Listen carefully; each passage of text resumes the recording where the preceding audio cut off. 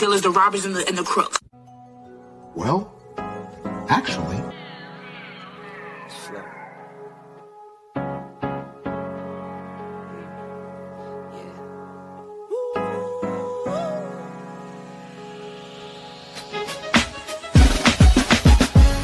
Yeah, I'm watching the rise, and I wouldn't say I'm shocked cause I'm hardly surprised. This one's for the ride, this one's for who knew I'd make it, just needed some time. This one's for my wife, could've left 1,000 times just to by my side. This one's for the grind, I knew it would have to just have the strength in my mind. It's the Travel OG, and welcome to the Black Manosphere Conclave 5.0!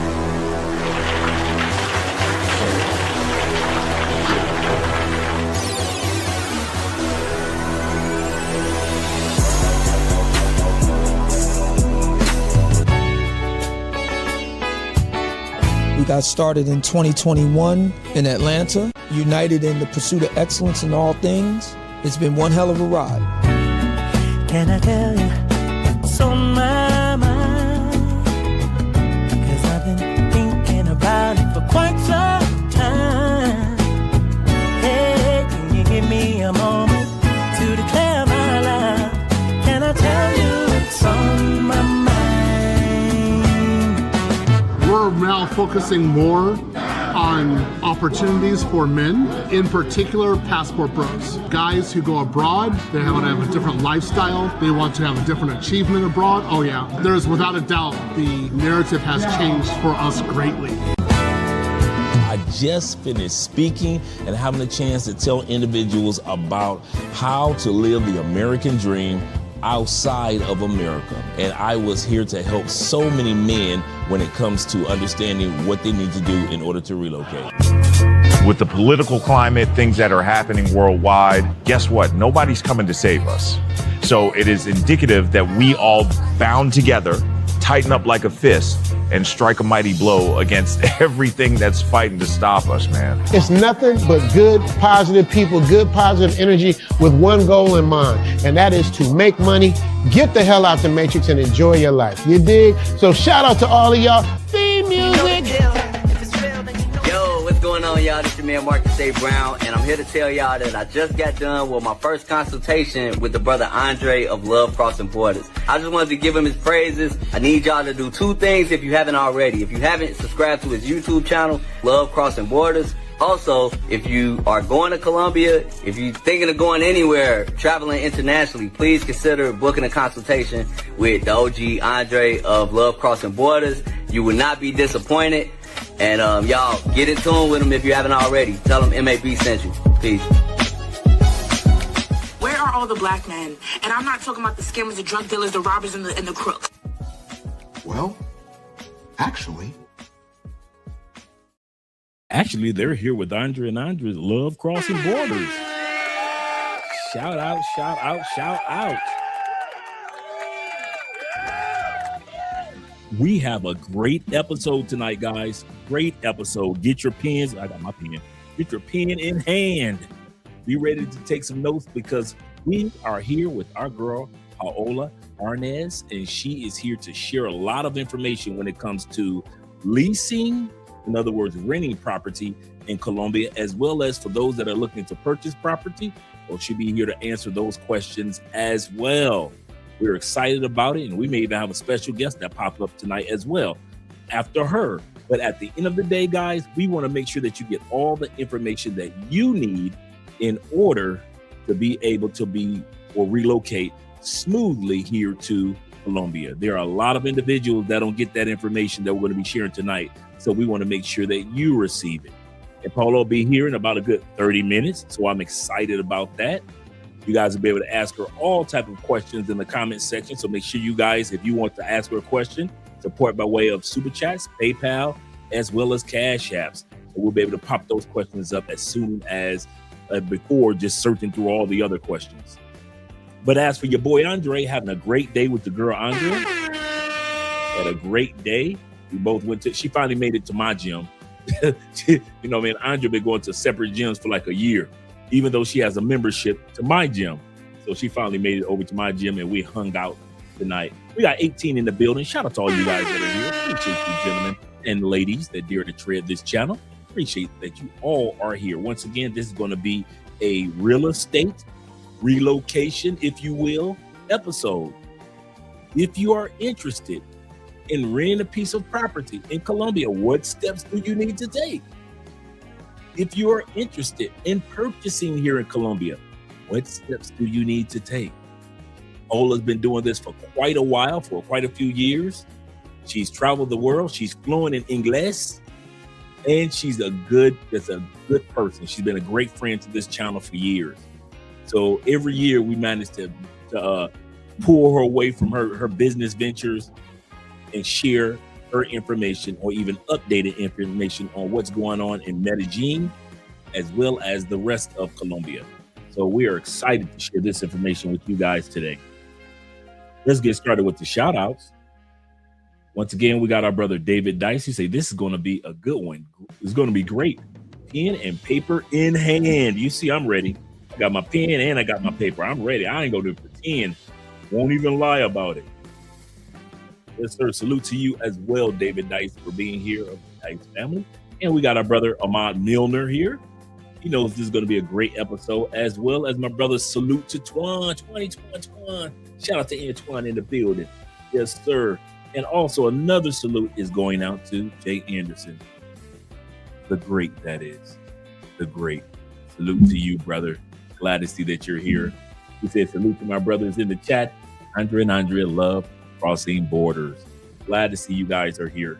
As well, we got brother Velak in the building. What did we do right tonight? Shout out to you, brother. Like I said, once again, if you guys have any questions, make sure you put them in the comments or in the super chats. We got your back, guys.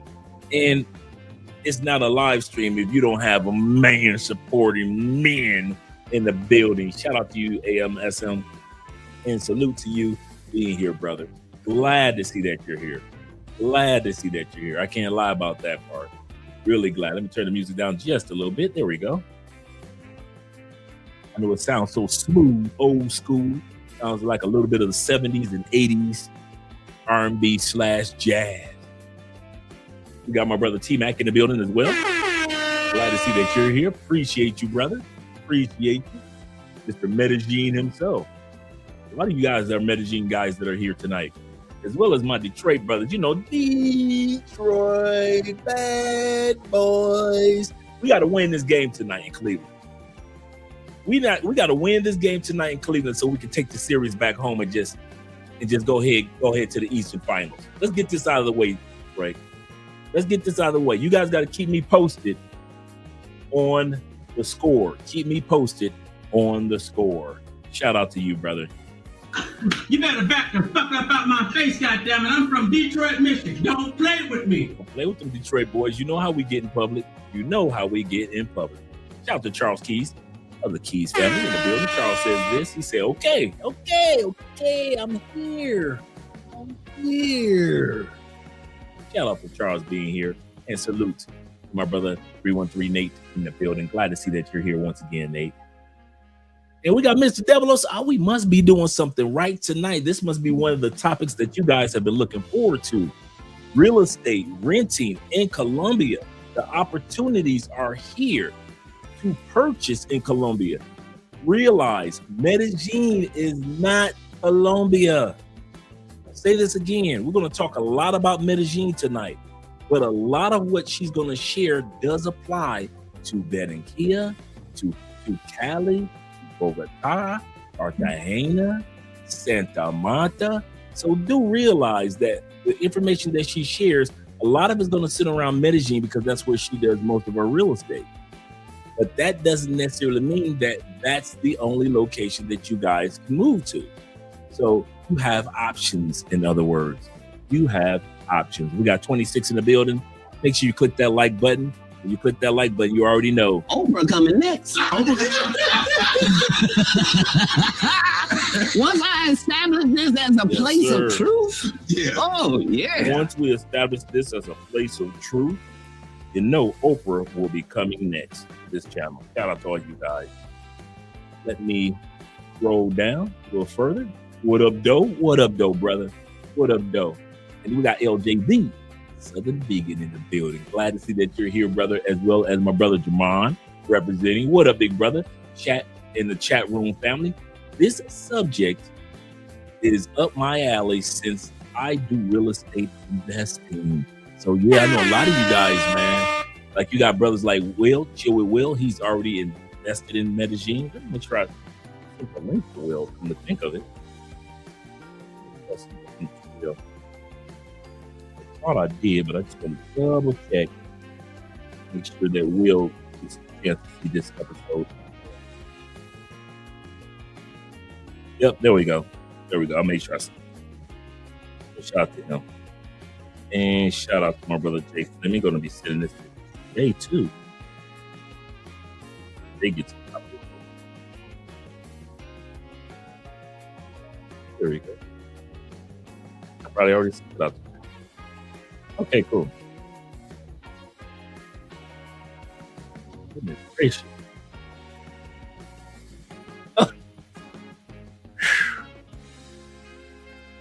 That's crazy. Jay Fleming sent me some receipts. I'm going to be using that too. He sent me some receipts of how much everyday products cost in the United States. He said, man, I just spent $13, $14 on 2 items that would have cost me less than 50,000 Colombian pesos, which is about a good $11, $12. $13 in Colombia. No, well, actually, it would have cost 50,000 Colombian. Yeah, it would cost him 50,000 Colombian pesos, which is $13. But he ended up paying in the States $150. $150 for the products that he purchased. Goodness gracious. You know, same products would have cost him $13 in Colombia. So I'm going to be doing a cost of living video here in Colombia. I'll be doing that one next week. I got everything already filmed, so I'm just going to edit everything together. And then next week, probably Sunday, we're going to do a cost of living update of, hey, life here in Colombia. Shout out to Show Enough being in the building. Appreciate you being here. He said, yo, what's good, big brother? He said, I'm here. And they asked her why the prices are so high. Like that condo in Medellin, $500K? Hey, it's Medellin. It's Medellin. That's a good question to ask once she gets in. We'll be here in about a good 7-8 minutes, so you can ask her once she gets there. Yep, LJ, the Southern Vegan, once again in the building, as well as my brother E-Man Perry and FBAJ representing. Glad to see you. Blessings to you as well, brother. Blessings to you as well. Not a show if we don't have Mom Spaghettios representing. Glad to see that you're here, brother. Glad to see that you're here. Let me scroll down a little further. Giving a shout out to everyone. Shout out to you, brother. Say Cavs in 7. A lot of people are saying that Cavs in 7. I'm hearing that. I'm hearing Cavs in 7. That's true. Let's scroll down a little further. I've been hearing that. I was a Black Knight in the building. Salute to you as well, sir. Salute to you as well. Glad to see that you're here. It's wonderful, wonderful evening. Wonderful Wednesday evening. He said, I'm looking to purchase property in order to relocate permanently. So I can understand that. Were you on the right channel at the right time? He said, I'll definitely have to watch this mañana. Yes, sir. Make sure you watch it mañana. And I'm definitely going to be putting this and a couple of other videos on the Patreon. So this one will be after tomorrow, taken down from YouTube after tomorrow, and it will be on the Patreon. So if you guys want to support the channel, I'll be dropping the Patreon link this evening as well. Let me scroll down a little further, make sure I didn't miss anybody.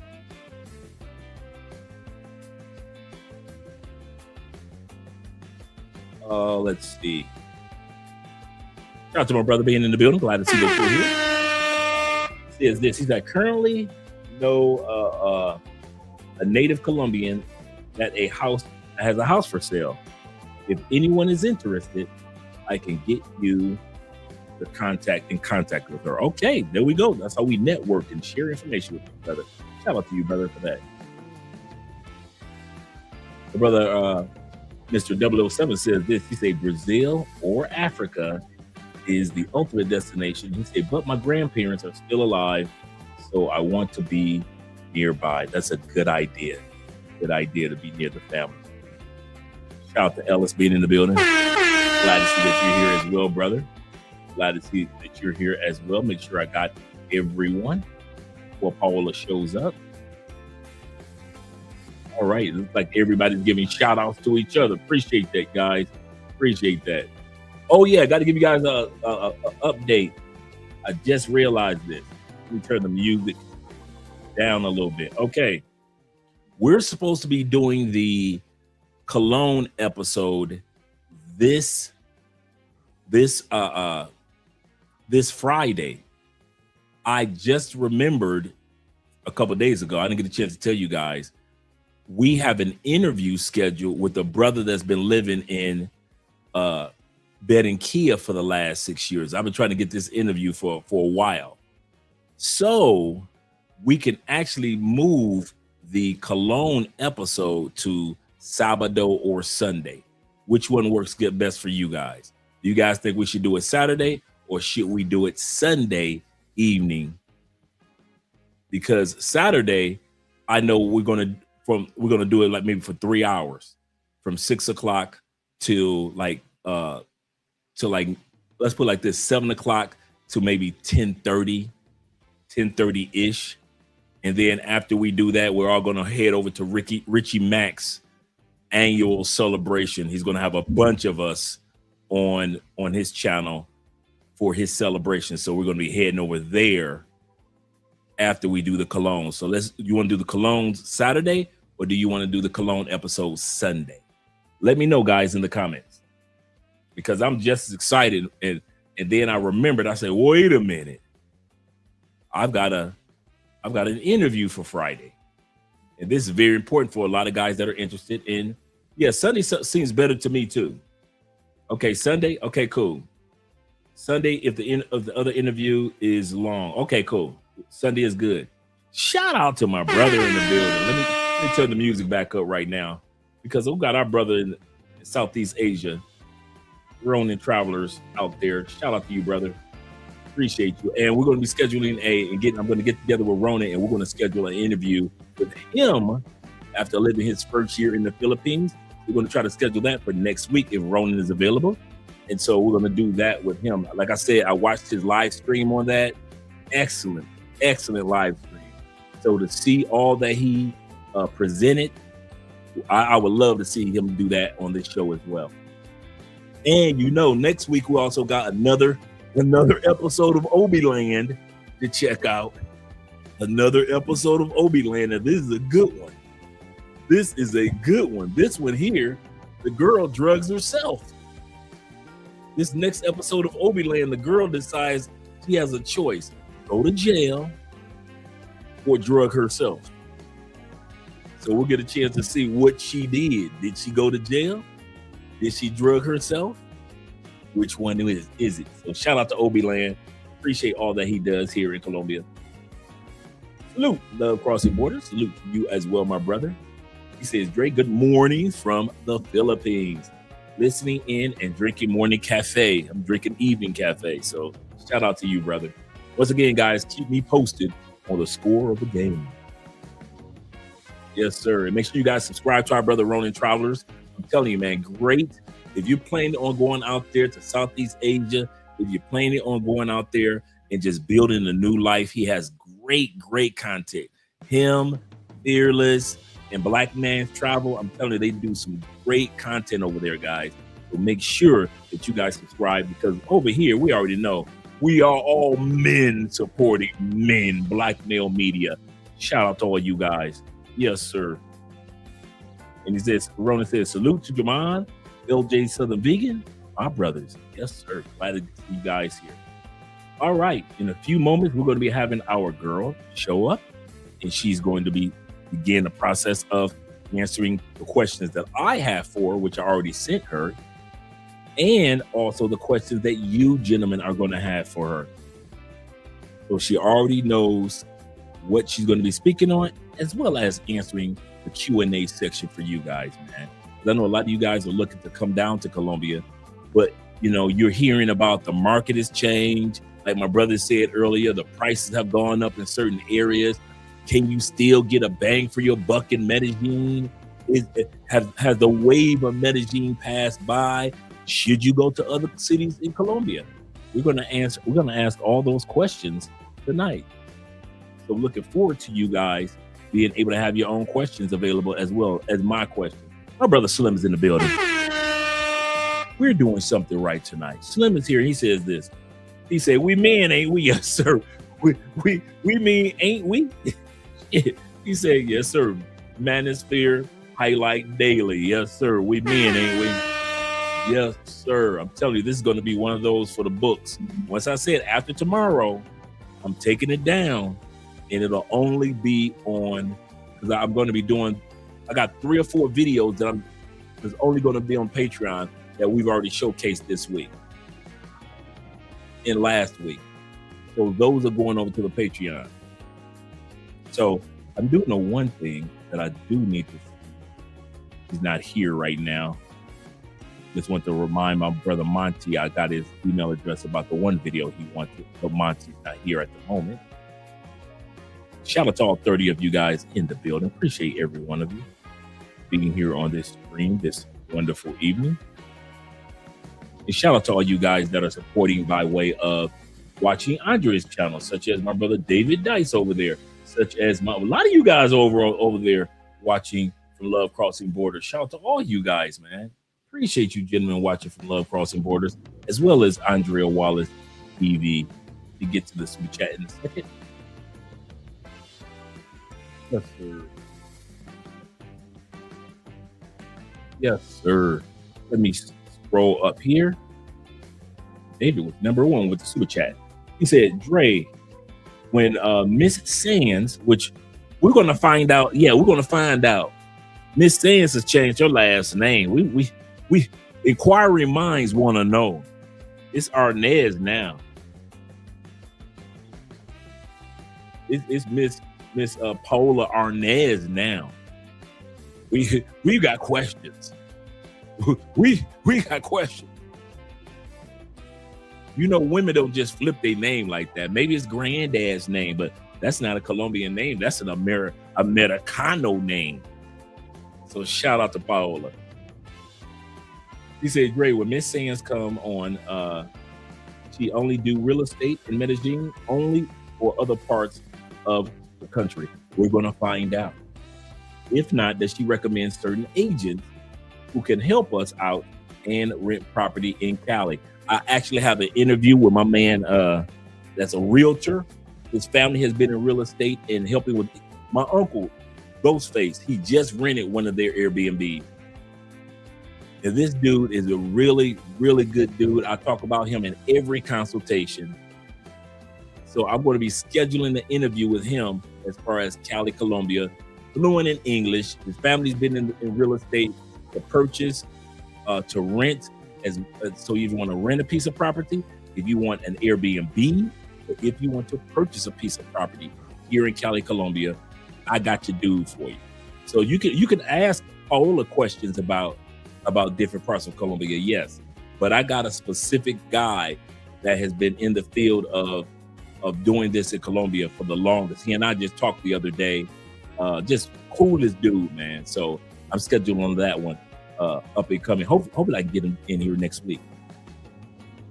I can get him on the channel next week. So that's a good idea, because I know a few of you guys are thinking about Cali.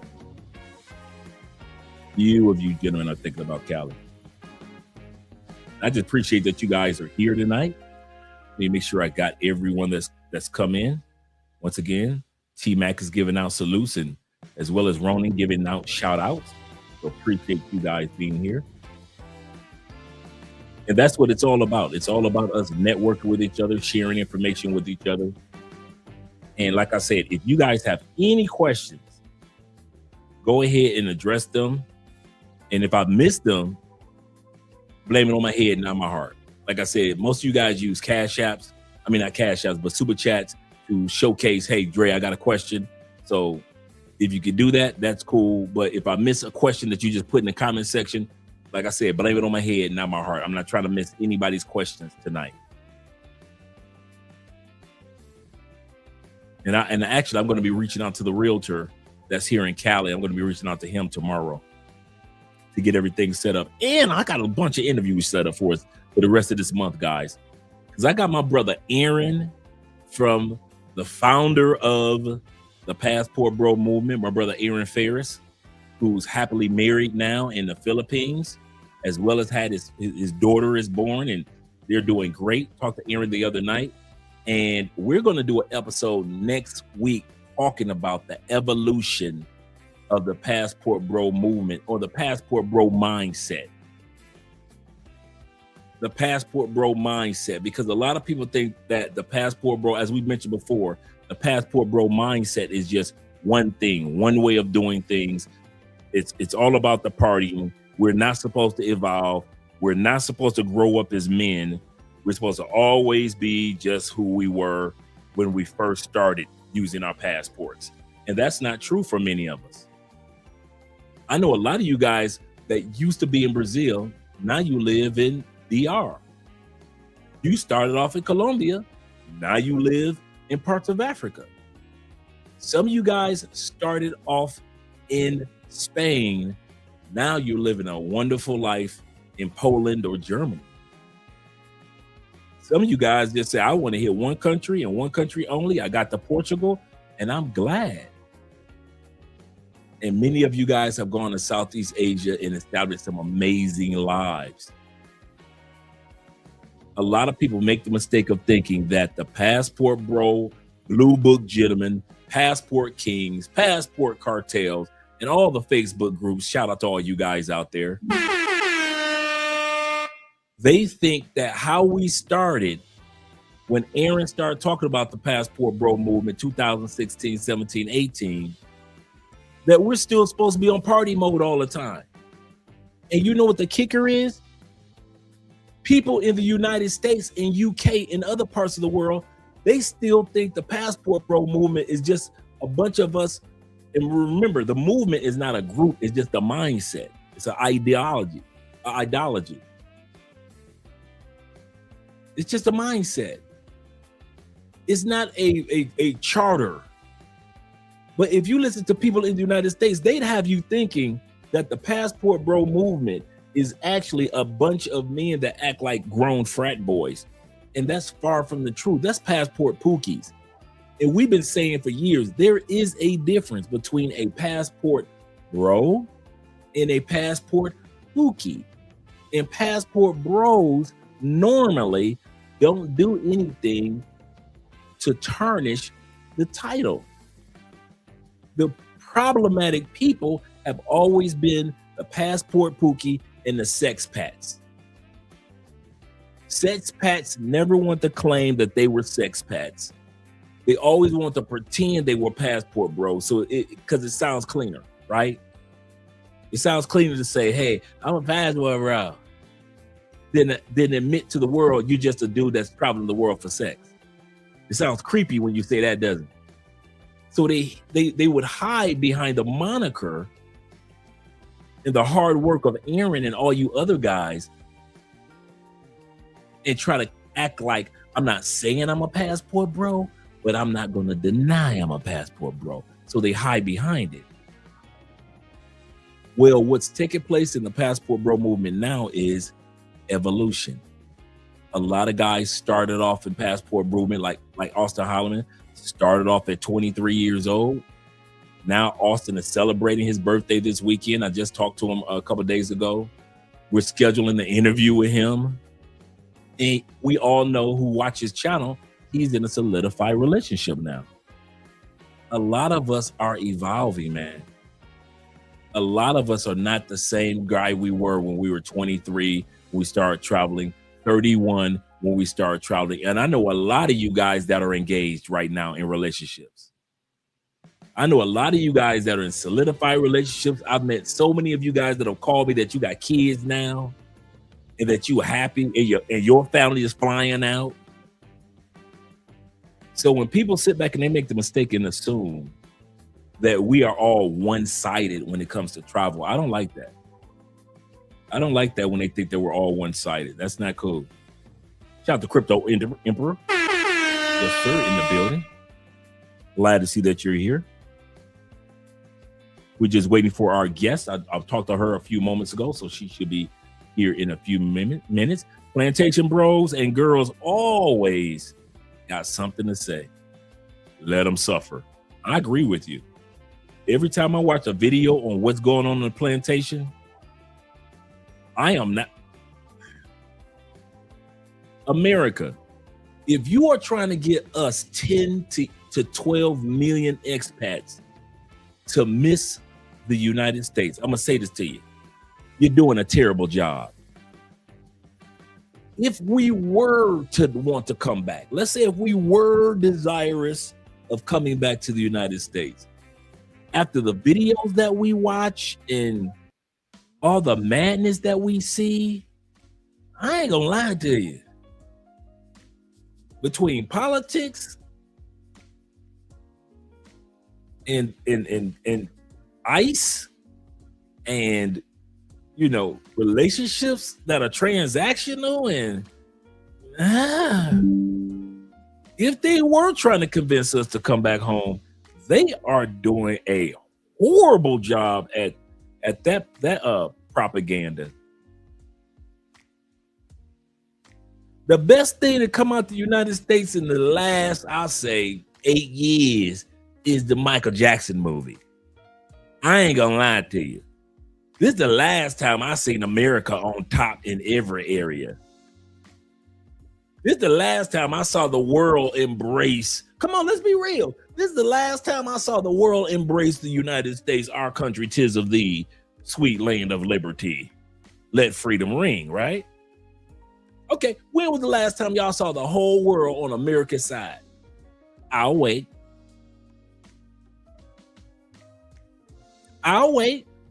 When last time y'all saw the whole world on America's side? Like, we down for you. 9/11. We ain't had a president, I don't care, from Obama to Clinton to Bush to especially Trump, Biden. We haven't had one president that the whole world said, hey, that's the man right there. Hey, that's that man right there. Not one. What about our foods? Has the whole world been on our side? Like, hey, we got to get some of that American food. No. Our wars, there's got to be our war. No, they ain't down with us on our wars. So the last time and the only time since I've been gone, the only time I've seen America honored and looked upon with a little hint of reverence is the Michael Jackson movie. The whole world is in love with America. Thank you for producing that man, Michael. If it wasn't for you, America, we wouldn't have Michael and the Jacksons. We had Janet. We wouldn't have Rebe. We wouldn't have LaToya. None of that. Thank you, America. Thank you. Other than Michael, ain't nobody dealing with us like that. The Olympics. You say the Olympics, that's the last time they came together. They got tired of seeing Jamaica win. Yep. The 40. Yes, sir. I mean the 4x100. 100-meter races in the relays. That's it. They were like, finally, Jamaicans got beat. Other than that, Michael. It took Michael Jackson movie to have people start to look at America like, maybe it's not so bad over there. Maybe. No, they ain't like us then. No, they ain't like, we ain't gonna be like, nah. The whole world gonna come over there, but everybody gonna be looking over their shoulder like, is ICE coming? Is ICE coming? I'm gonna tell you something now. If I was a foreigner, I am going to the local bar to watch the World Cup, but I ain't spending no World Cup tickets, and I would not be flying to the States. You ain't gonna put me and my family in any type of thing that look like a detention center. Yep. The first Avengers movie. We got to give them that one. The Avenger movies, the Avenger Endgames, the whole world cried. Peter Parker was like, "Sir, I don't want to die, sir. I don't want to die. Mr. Starks, I don't want to die, Mr. Stark." And the whole world cried with Peter Parker. Don't kill Peter, not Peter. So, yeah, you're right. The Avenger movies, yes, sir. The whole world was on our side. Good call, official Kobe, the official one. Good call. Actually, I got you lined up in the Ben and Kia video for this Friday. Yes, sir. Once again, all you guys that weren't here earlier, we are moving the episode for the cologne, for our cologne collections, to Sunday, because I remember just a couple of days ago, I have an interview that I've been lining up for months with a brother that's been living in Ben and Kia for the last 6 years. And he could tell it. I mean, he's giving me great information when it came to Ben and Kia with some of you guys during consultations. I would call him. I said, well, hold on. Let me call my boy. So, yeah, I got an interview with him because quite often we don't talk about Ben and Kia. We don't talk about the Ben and Kia women. We don't talk about the atmosphere in Ben and Kia. This brother, just like Kobe, has been there quite a while. So shout out to you guys. And I put together a video montage. And of course, Kobe is in every city, so he always popping up on the video montages. Yes, sir. But yeah, you're absolutely correct. The Avenger Endgames. He's the world was having America lost the world championship basketball tournament. Oh man, yeah. It's a Avenger, yeah. Yeah, that was true. That was you ain't lying about that one. I actually watched the documentary on that one a couple weeks ago, so I can't even deny that one. I can't even deny that one. He said, y'all know there's going to be plenty of people coming to seek asylum. No, they ain't. Oh, them asylum in where? In the United States? Shh. Ain't nobody that stupid to go to the United States no more. Ain't nobody that stupid. Have you looked at the borders of Mexico lately? Man, ain't nobody trying to climb no fence. Ain't nobody digging underneath no walls, climbing no walls. Ain't nobody trying to come. First of all, you're going to get picked up by ICE. Secondly, America is too expensive for us Americans. We got jobs and businesses, and we can't afford to live in our own country. We can't even afford to buy a house or a car. Statistics show that the average car, I'm talking about like Ford Taurus and all that, average car in America, new car, $50,000 for the average new car? Let me go ahead and send Paula another message, another text. Oh, she's trying to connect the camera. Okay.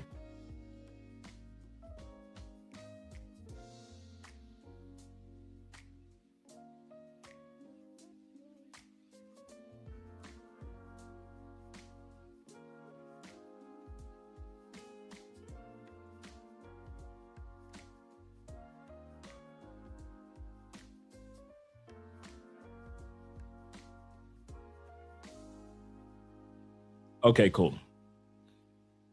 All right. So once she gets all that set up, because she was just telling me just a few moments ago, she's working on getting her camera connected. And I know that feeling.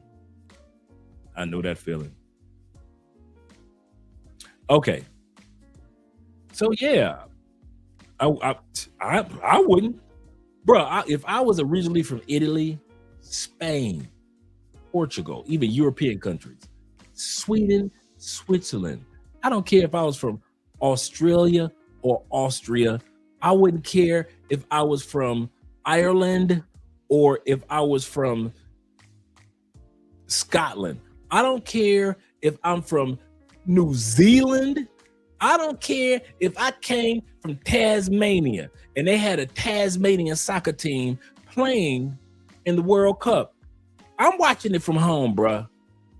I'm watching it from you. Ain't gonna be no mistake where we locked him up by mistake. We didn't know he was here for the World Cup. Man, okay, y'all think this is a game. Watch how many people get locked up effing around in the United States during the World Cup. Watch. Man, you think ICE don't, them dudes are chomping at the bits like a pit bull. ICE is ready for the World Cup like a horse is ready for the Kentucky Derby. Man, listen. In words of Andre Spence, couldn't be me. Could not be me. He said ever since he said got into a car accident, it's been hard getting another. Yeah. I kid you not, man. I be hearing what y'all going. The boy. I'm telling you this. Hip hop should not be the number one genre in the United States. The blues should be the number one genre. They should be singing blues music in church. They should be singing blues music outside the mosque, the temple. They should be singing blues music at work, off work. Homeless people should be singing the blues. People at work should be having the blues on their radio. I'm talking about the number one genre shouldn't be country, shouldn't be R&B, shouldn't be rap or classical. Y'all should be pulling out all your B.B. King albums. I'm telling you now, it is the blues over there. Ain't no way. Yeah, I will be coming over there talking about some World Cup. You ain't locking me and my kids up and I ain't gonna never see my kids again. What? Shh. Please. I'll be in the United States singing the thrill is gone. the thrill is gone away. Seriously, man. Kid y'all not. I kid y'all not. Ain't no shh. Okay. I'm not black, I'm OJ. Okay. And you got people that don't like that I tell the truth about our country. You don't love America. I love America just as much as y'all do, but I ain't gonna sit up here and lie. I don't know why Americans think they love America more because they lie about America. That's the greatest country in the world. There's no such thing. Let's get that one out the way. Can we do that? Once again, Paula is working on her camera connection. So she's trying to get everything set up. Let's get that one out the way. There is no greatest country. There are some worse countries, yes, but there's no greatest country. That's no. We exist because we right now have authority over the petrodollar, and we keep that petrodollar going in control because we have the military might to control the petrodollar. Let's be real. No military might, no America petrodollar, meaning that we have the power over the oil around the world. In other words, most countries are buying oil with our dollar. If they weren't doing that, you think America is expensive now? Without that oil money coming through? Man, please. Oh no, not according to this ain't true. This ain't true. Stop lying on Trump. Stop lying on John. Donald John Trump is not doing a good. He is doing a wonderful job. Wonderful, I say. Man, please. And then Kentucky, the state of Kentucky just voted to just take out the 1 to 2 areas of Memphis that were predominantly black voters. You have in the state of Kentucky today, There is no location that is predominantly black when it comes to voting. None. They just took that out earlier this week. None. Let me clear my throat. None. All of Kentucky is redneck red now. I told y'all I need to start singing the blues. I don't know why y'all not pulling out your B.B. King albums. Man, they are turning. Man, John Trump is turning everything upside down. And y'all will sit up there and continue to say, man, see, here's the part. I have enough brains to realize there's a difference between Republicans and the Trumpeteers. MAGA, if you will. So when you're a black guy and you vote Republican, I understand you voting Republican. Nothing wrong with that. I got enough sense to know that even if Trump wasn't president, you would still vote Republican. I'm with you on that one. There are some people that didn't vote Republican. They voted, and I mean by the millions, they voted Trump. In other words, if it wasn't Trump, they wouldn't even vote it that way. That's the hypocrisy. That's the power that Trump has. He has enough power to cause the Republican Party to split into two different parties. Hypocrites and real Republicans. And real Republicans are just like black people. Real Republicans are tired of MAGA embarrassing them. Real Republicans, black, white, age, don't matter. Y'all tired, y'all just like black people. Black people tired of ninjas, and ninjas don't get it. Republicans I've watched are so tired of being embarrassed by Trump and the Trumpeteers. And the Trumpeteers don't understand why regular, everyday Republicans don't like them. They just can't fathom the fact that we are just Republicans. We vote the way that we vote. Shout out to PAOLA being in the building. And there are too many that don't realize that MAGA Trumpeteers, you're embarrassing, man. Let's get ready to bring our guest up. Shout out to PAOLA being in the building. She's been here quite a few years. Off and on, she's always supported the channel. We've always supported everything that she's done. And so we're here to support her again. Once again, let's bring up our special guest, PAOLA Sands. My bad, PAOLA Arness. Hey guys, how are you, Andrew? Long time no see. I know, right? You see how long my hair has gotten since then? It's luxurious, luxurious like yours. I see the difference. How you been doing? I've been doing great. You know, life has been amazing. God has been amazing. Amen. Everything, working as it should. That's good. That is really good. I'm so proud of you. I really am. Let me turn this. Thank you so much. I'm proud of you guys still doing this amazing community stuff. We love crossing board. That's great. Yeah, we have. Andrea just went to church because she goes to Bible study every Wednesday. She goes every Wednesday, Friday, and then we go to church service on Sundays together. So that's where she is. And she's oh no. Tonight she's not doing Bible study. She's taking her French classes. She's been doing French for the last few months. It's funny enough, I've been also trying to study French because I know some, but I never got to really, study it. But I love French. I know, as much as you travel, I could imagine. All right.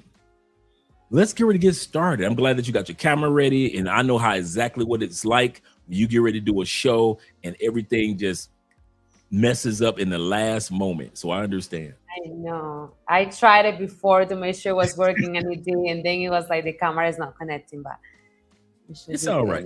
It's all right. We're here. We are here. Okay, Mrs. Or Miss. I'm trying to get it right now. Everybody is asking, so we're gonna get this question out the way. It has gone from Sands to, am I pronouncing it correctly? Arenas. Okay, Arenas. Okay, cool. Okay, Miss Arenas. Give us the change, the scoop on the change. Oh no, I'm just rebranding certain things. So Sands it has a long story on the back, but Sands is arenas in English. That's what Sands means in Spanish. So I didn't technically change. I just changed the language that I use for my last name. But my last name is Arenas. I just use Sands since I was 14 because I was trying to be on Facebook without my family knowing, and I became Paola Sands. See, inquiring minds want to know. We thought that you jumped the broom behind our back. Like, what? She got married, but she didn't tell us nothing? Okay. No. It's just my same last name is just now in Spanish. Oh. I'm embracing that, so people know it's not Sands, it's Arenas. Right. Okay. The things we learn.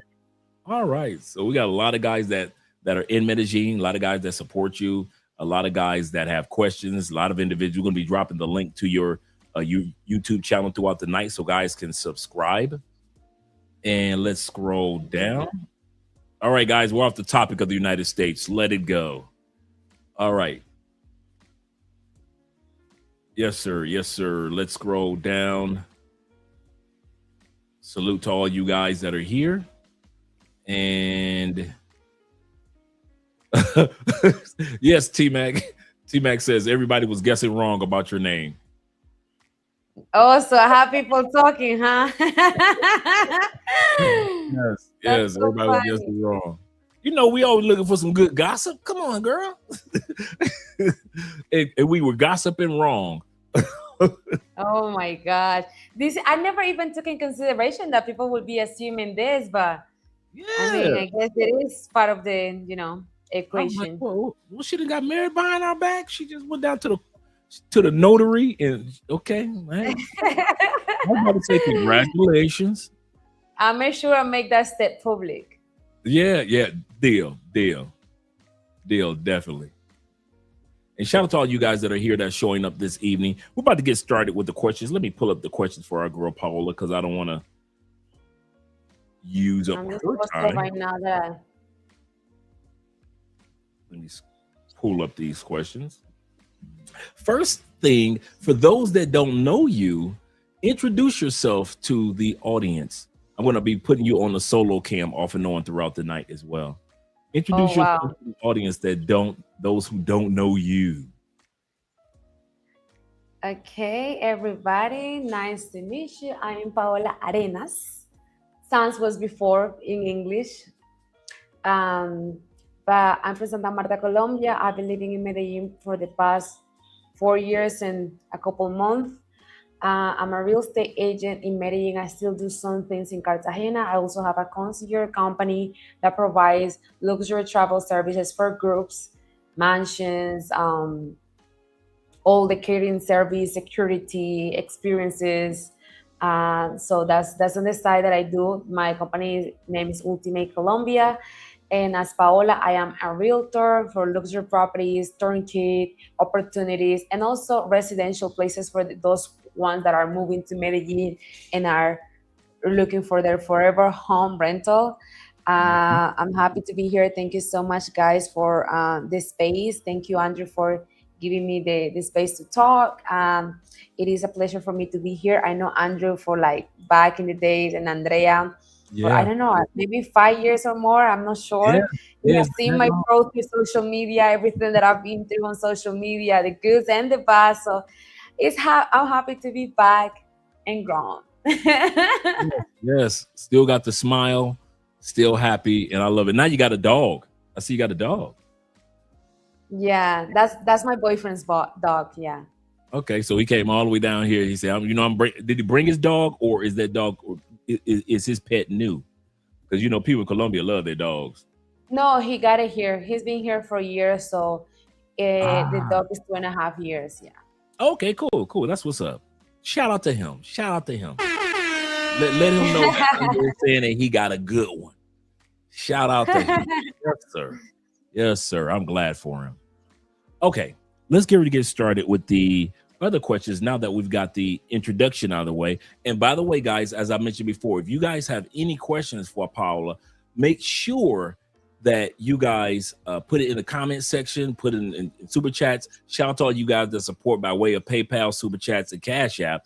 Make sure that you put your questions in, because I'm not the only one that has questions about living or renting in Medellin or in other parts of Colombia. So I know other guys will have questions as well.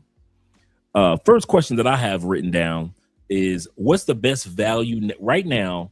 I've noticed that people are starting to spread out away. Tourists, expats are starting to not just rent in El Poblado or even purchase only in El Poblado. I'm starting to notice that people are starting to spread out. It used to be tourists just go to El Poblado and that was it. Yeah. Now they're starting to purchase in other areas. What other areas that you notice as a realtor that helps people rent places or purchase places or even Airbnbs that you're noticing that they can still get a good bang for their buck if they rent it in these particular locations? I mean, Poblado is still a place that is booming. It is not as people say, oh, it's over in Poblado. I think with the smart options and the right properties, you can still get a great ROI. But right now, a lot of people are also moving to Laureles. Laureles is another local neighborhood that is very convenient for what it offers when it comes to restaurant, co-working spaces. Basically, it offers a lot of the same than Poblado is offering now, but it's a flat neighborhood, which people love because they don't want to be doing the hill up, the up and down. Laureles is a good place right now that people are moving their investment to or considering into investment, because it's also 15 minutes drive, 20 minutes drive to Poblado. Envigado, I will say, but Envigado hasn't taken off as Laureles has, because Laureles has been more welcoming to the tourists because they have made sure they have La 70 that are very touristic places for party. Actually, right now, one of the biggest clubs in Medellin is in Laureles, and they have great restaurants too. So besides Poblado, let's say the new wave besides Poblado is Laureles. I would say it's Laureles, even though there is other places where people are investing, like Envigado, Sabaneta.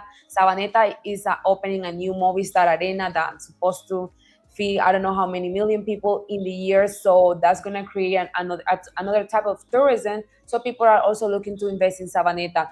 There are just different areas for different type of investors. I will say that.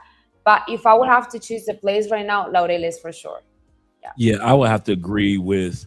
Well, I'm biased because Laureles was my favorite place in 2018 when I was living there, and you named off my number one reason was because it's flat. I was jogging in El Poblado, and but when I got to Laureles, it reminded me more of, eventually once I moved here to Cali, that's more flat land than more hilly. Not saying that all of El Poblado, for all you guys that haven't been to El Poblado, we're not saying that all of El Poblado is ups and down hills. But it reminded me, for all you guys that have been to Atlanta before, that's how it reminds me. Like Atlanta has a certain amount of flat land and it has a certain amount of hilly areas. That's how El Poblado is. And so when I went right next door to Laureles area, I felt more comfortable. I saw a lot more mature people in Laureles, in the sense of older couples, moms and dads, grandmas, just walking through, and just because I think Laureles was, once again, flat land, so older people can feel more comfortable with just walking through Laureles. And so there are other areas that are opening up, as she just mentioned. T-Mac says this. He said they are building a huge central commercial in Laureles near Jumbo. Yeah, so they're building that over there. I heard about it. I think Laureles overall is getting ready for what is coming for them. They're definitely open up more. Even metros, there's gonna be a new metro station there. They making sure that the neighborhood is getting ready because they know where they walk into. So I'm sure the government is also implementing new things to attract more tourism into the area. Laurel is a beautiful neighborhood. I can see why a lot of foreigners are moving there. And you're right, there is a lot of older community there because again, Sabaneta could be hilly too, and Envigado, some parts are flat, some parts are hilly, but I would say Laureles and Belén in that area are a little bit more flat, which is more comfortable for Americans, I would say. Yeah. Yeah. And it's kind of funny that you guys will mention the grocery store because I did most of my shopping in El Poblado, but even though I lived in Laureles area. I would go to the Éxitos there. I would go to the shopping areas, the malls there in El Poblado. But since Laureles is right next door, basically, I would live there, but I never really did too much shopping in Laureles. And so I can understand, I can actually agree with you in regards to a shift is coming and Laureles realized, okay, we need to get more shopping over here, more stores. And I didn't even know that they were building a train station over there for the train. Another state, not a train station, but they creating a new stop for the subway. Yeah. Oh, that's great. That is great. Another thing that I can say about Medellin, the subway system, they take good care of that subway. In the United States, I can't name one that looks as well taken care of as the one in Cleveland, no. Chicago, no. New York, no. So all the ones that are in the United States, even though we have all this money, can't compare to how well Medellin is taking care of its train system. And another thing that I don't want to hear your opinion on this. Why do you think Bogota is taking so long to build their train? Because they've been talking about it for years. Is the infrastructure is not and the infrastructure and also it's not a cheap project. And you know, when a lot of hands are involved, that could be an issue. So I would say it's a combination of is a multi-million-dollar project where they will have to stop a lot of the things. The city will become a chaos. A lot of places will have to close. So I think because of the inconvenience and more because of the inconvenience infrastructure, probably budget that they have for it is what is stopping Bogota to do it. Honestly, we are lucky in Medellin. That is in my personal opinion. I don't know if politically the other reasons why they still haven't built it. Because the one thing I noticed about Medellin compared to all the cities in Colombia, it looks like no matter who's the mayor, Medellin takes the city serious, the infrastructure serious. It's not a game. We're going to have decent roads. We're going to have good Wi-Fi. We're going to have a really good subway system. We're thinking about the future of this city, to whereas the other cities, and not to put any other cities down, but it seems like Medellin is 10, 15 years ahead of the other cities. And I don't know the political ramifications and things like that, like you just said, but it's hard not to notice that Medellin compared to even Bogota is light years ahead. Why do you think that it's like that?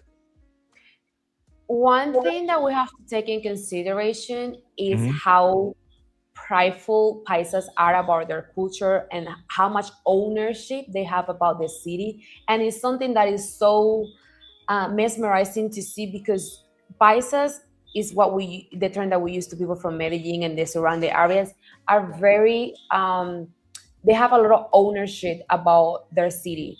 Like you don't see a lot of people just throwing trash on the street, and when they do it, the person walking behind will be like, "Hey, what are you doing that?" And even with the metro, I've seen on TikTok videos where as a random person is trying to do funny videos on the TikTok, and the community is coming after them, like, no, the metro is not to do that. Like you Right, literally right. make people uncomfortable. What are you doing that? This is not New York.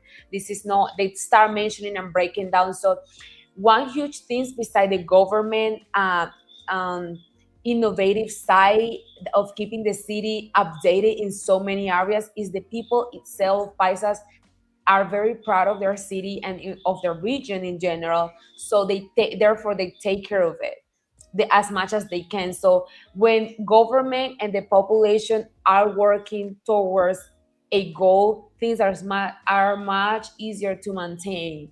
And I believe that's the reason why Medellin is such an advanced city versus other cities in Colombia, because here people actually care. People are more informed about their city. People, I actually part Medellin. I don't know if you noticed, but Medellin has a lot of, every area has their own sport park where they have all like hundreds of not hectares but like square meters just for people to be running, for people to be doing tennis, football. Even me, I just got subscribed to archery classes in Belém. Oh yeah, the best archers in the world. Huh? Yeah, the best archers in the world are from, especially the ladies, are from Medellin area. Exactly. Absolutely. I've been following those girls for years. So the government is making sure that they keep the city innovative for the people, but the people is also collectively taking care of it. That's good. That's really good. Somebody had a question for you right here in regards to this. He said, what's the best advice that you would give someone who wants to visit and eventually live in Colombia? Do you think it's better to rent? And I guess he's coming from initially to rent, or to, hey, if I find the right spot, should I buy? It comes down what do you want. I would always suggest to not be an emotional buyer. Do you want to live here? Now, if you want to be an investor, the chance, because you don't particularly have to live here to experience the lifestyle, to decide to buy a property rather than know the numbers and your ROI to be able to invest. So it really depends what the person is looking for. If it comes to be more, okay, Colombia is going to be your home, then take your time. My philosophy about this is before you invest money, you invest time. And that means living, you have, that Medellin is a very integral city when it comes to options for lifestyle. So invest some time living in Medellin before you buy a property. Now, you being a year here and you say, this is my forever home for properties. If you're not completely sure, then don't rush to invest because I mean, except if you just want to be again an investor. But renting or buying is a matter of, first, do you have the money? Because Colombia so far do not offer a financing system for foreigners. Second, is it worth it? Like, are you trying to just be 6 months in and 6 months out? Mathematically speaking, is it worth buying a $400,000 property when you're only going to be here for so long and for how many years? So it's really up for what are you looking for. It all comes down to what are you looking for. Absolutely correct. And you made an excellent point, because I lived in Medellin my first year in 2000, almost first 2 years, between 2016 to 2018. And I mean, I'm preaching the gospel of Medellin. I'm thinking that Medellin, my country, Medellin, right? I'm loving it, right? And after a while, because I lived in Florida so much, and these guys have heard me say this, I didn't want to be around a bunch of tourists anymore.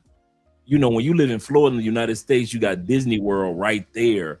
You got tourists on tourists year round. Then when it snows up north, all the people that own property in Florida comes down. So now you got even more tourists, old tourists, and you got Clearwater Beach on this side. You got Daytona Beach on that side. So I was so burned out on tourists that when I came to Medellin, I loved the city But once I got past the emotions, and I started looking at it for what it was, I had to ask myself, Andre, is this the country for you? Okay, yes. I've been to a lot of countries, so this was the country. So I'm in the right country. Is this the city for you? Do you really want to do this, being around a bunch of tourists thing again and expats and all? Do you really want to do that again? And I was like, no. Okay, then Cartagena and Medellin was off my list. Now, it may not be off for some of you guys. Many of you guys that own property can say that you're living a wonderful life in Medellin and you don't come across tourists like that at all. But as for me, I just was so tourist tarnished. That's just Andre coming from Florida. It just had, even before I saw tourists, I was like, I ain't trying to do this again. And so that's one of the things that drew me to Cali. Cali reminds me of a big town, not necessarily the city feel. It feels like just a huge town. And I was like, I can feel this. My point is, and Paola's point is, don't rush. Don't be emotional with your initial decision. Whatever city or country that gravitates you, it'll gravitate you over time. Don't let the initial city draw you or what you saw with somebody else draw your attention, and it may be different experience for you. Am I correct, Paola? Yeah, absolutely. Again, experience before you decide, and then you will decide right. Because if you just decide out of the emotion, you're gonna come to an understanding. Okay, maybe Medellin is not the place that I thought I wanted to be. I actually want to be, and now you have to go through a whole process. As a realtor, I could tell you Medellin is the best, place in the world. Come by, because it benefits me. But if I'm being a transparent person, guys, just take your time. You can still rent a place, live the same life, and have the same space that you will buy just by renting, and coming up front with all this money to purchase a property before you are mentally ready to make that move. It's kind of funny that you would say that, because even though I live in Cali, my wife and her family built their finca outside of Medellin. They could have built it anywhere, but they just recently built and are still building the second level of their finca, and it's right on the outskirts of Medellin. They love it there. They get a chance to enjoy the city and at the same time have privacy on the outskirts. So the one thing I love about Colombia is that you can be in one major city taking care of business or living, and yet another major city can be your getaway spot. So we enjoy Medellin just as much as we enjoy any other city. So one thing I like about Colombia is that I don't have to be like the United States, because the United States is so large. Once you leave Atlanta, you're in Detroit, and you ain't driving down to Atlanta every other weekend. To whereas in Colombia, you can fly. It's only an hour for 45-minute flight away from all the major cities, and you guys get a chance to enjoy that. Somebody has another question for you, Paula. Shout out to LJV, Southern Vegan. He say, what's the best place in this? And I'm going to come back to somebody else's question in a second. He say, Paula, question. He say, what's the best city if you retire? If you're retired, the guy is already retired, or retiring in the next several, it should be several. You say severe, but several years. So what city do you think might be a city where, because I already know you can say, well, Medellin, but go ahead. No, you're grown. Okay. Guys, the truth is, this is such a personal question that I'm a beach person. I will go back to Santa Marta. With that money, I will go back to my city and just, be some time there. But again, that would be me as a lifestyle that I vision for myself. You always need to have in consideration, what do you want? Because if you want beach town, small town, community, local vibe, lower prices, Santa Marta, right? But if you are the person who needs to stay in the city because you are naturally a city person, then you can choose Barranquilla if you want, more of a Caribbean weather, that is more a bigger city than Santa Marta. You can choose, if you want a more spring weather, then you can choose Medellin. But Medellin doesn't mean you have to live in Poblado. Medellin, you can live in Sabaneta, Envigado, you can live in Copacabana. there are still amazing areas just within 40 minutes away from Poblado area, where you can still get a better value, a nice lifestyle, more nature like influence in your environment, and it still be close to the city, because I don't think there's nothing wrong to be that close to the city. 40 minutes is not that far, it's not that close, it's conveniently located basically. So again, I don't want to sound cliche, but it all goes down to what I want. You want to retire, what do you want? You want to help Medellin. One of the things about Colombian guys is that Colombia is such a diverse country. Not only not only is in geography, but the weather, the people, what environment you're looking for. Because if you want something more very folklore and people are very lively, you probably don't want to move to Bogota, even though you like the big city. You probably want to move to Cali, that has a lot of the salsa influence, the Afro-Colombian influence, the gastronomy, they season their food properly. So again, it all comes down to the lifestyle that you're looking for. But there are several cities that I haven't even mentioned. I've heard, I've never been, but I have a friend from Cucuta. She said Cucuta is an amazing place. I have a friend from Manizales, from Bucaramanga. They say Bucaramanga is super developed, actually. It's a super developed city. They have a lot of manufacturing there. So it's a very commercial city. A lot of the shoes and clothes are tailored in Bucaramanga is another city. Also beautiful weather, good people, great prices. So what are you looking for? That is excellent point. Excellent point. Like you just said, it's all about a personal decision. And that's why we're talking about this particular topic tonight, guys, because I'm here in Cali and you guys hear so much about Cali. I want you guys to realize that I didn't start off in Cali, that I started off in Medellin. And it's like what T-Mac said a moment ago, that I see Medellin working on making itself a world-class city. For example, it's not coincidental that Medellin is the only country, and I believe in South America, the only city in all of South America that has a U.S. Veterans Administration, that if you're a U.S. veteran, you can go to this particular office, get certain things done as a U.S. veteran. I don't think there's any other locations. You guys can correct me if I'm wrong, but Medellin has that. They're thinking about the future. Medellin is not just thinking about the tourism, but they're also thinking about business investors, as well as with PAOLA and others, real estate investors. So when it comes to retirement, it depends on what you're looking for. If you're a guy like me, you ain't trying to be around a bunch of tourists, then you may consider another city. And I'm not saying Medellin is a tourist town like Cartagena.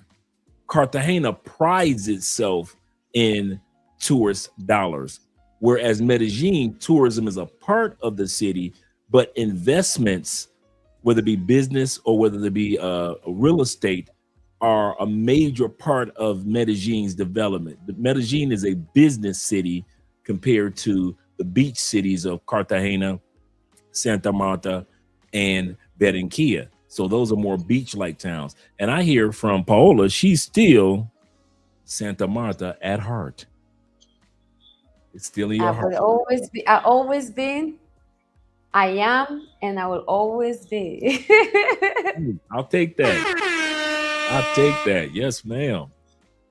Let's scroll down a little further. And if I don't see any other questions, I will go back to my question. Let me see if I have any. Chill Capo, how you doing? Chill Capo in the building. Yes, sir. Shout out to you in the building, man. I'm glad to see that you're here. Glad to see that you're here. Good man. Good man. And I still watch your content, by the way. Yes, sir. Yes, sir. A lot of people are asleep. Do you know anything else about Bucaramanga? And I know I pronounced that incorrectly. Bucaramanga. Bucaramanga. It's like Bucaramanga. Bucaramanga. Manga? Did I get it? Yeah, Bucaramanga. Okay. Andre and I have been there. really beautiful. We went to the national parks out there. A lot of people don't realize that how beautiful it is. And a lot of people do not know how much money is in that city. Am I correct? A lot of people just kind of like take it for granted that the money city is Medellin or Bogota. But this location, yeah. Could you tell us a little bit about what you know about the city?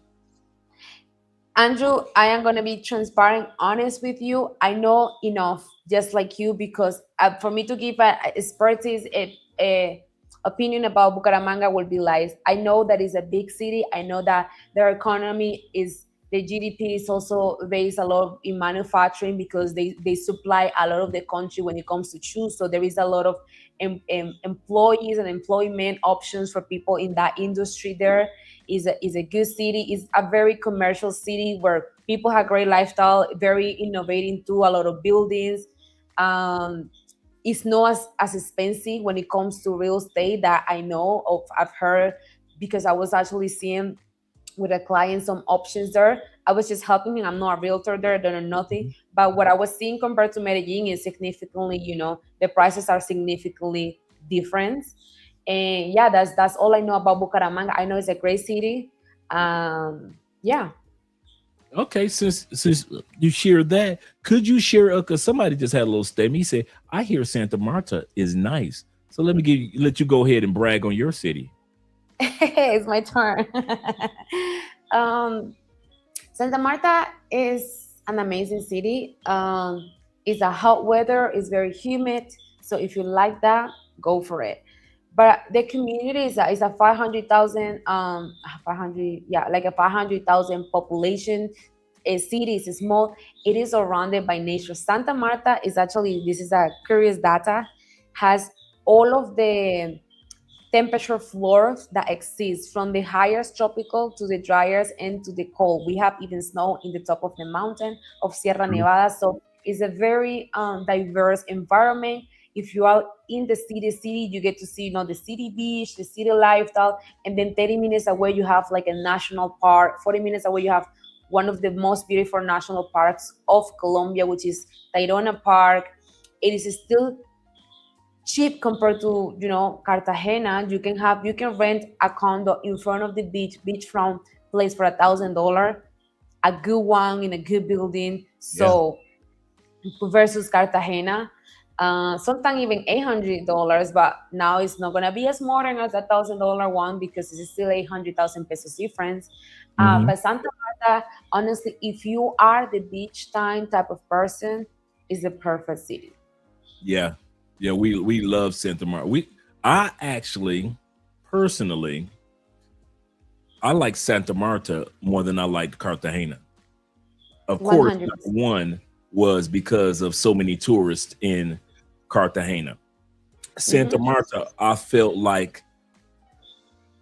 lot safer with Andrea. I felt it was more, it felt more European romantic because I could walk with Andrea and it's not somebody running up to me trying to rap in front of or somebody trying to sell something to me. I didn't feel like that in Santa Marta.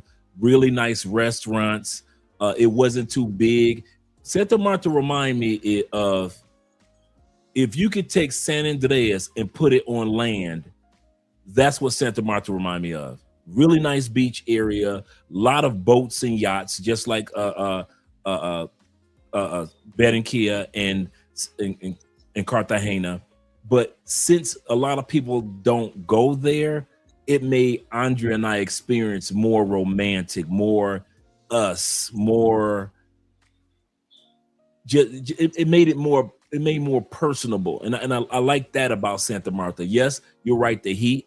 I love. My favorite part about Santa Marta is when you get off the plane, the Atlantic Ocean is right there when you walk. I've never seen that ever in all the places we've been to. I've never seen the ocean. Literally, as soon as you walk out the airport, the ocean is right in front of you. It looks so beautiful, and it just prepares you for what you're about to experience throughout the city of Santa Marta. So all you guys that haven't been there, I'm telling you, you do need to go. Some of you guys want to fly your girlfriend to DR, just fly your little Colombian girlfriend to Santa Marta.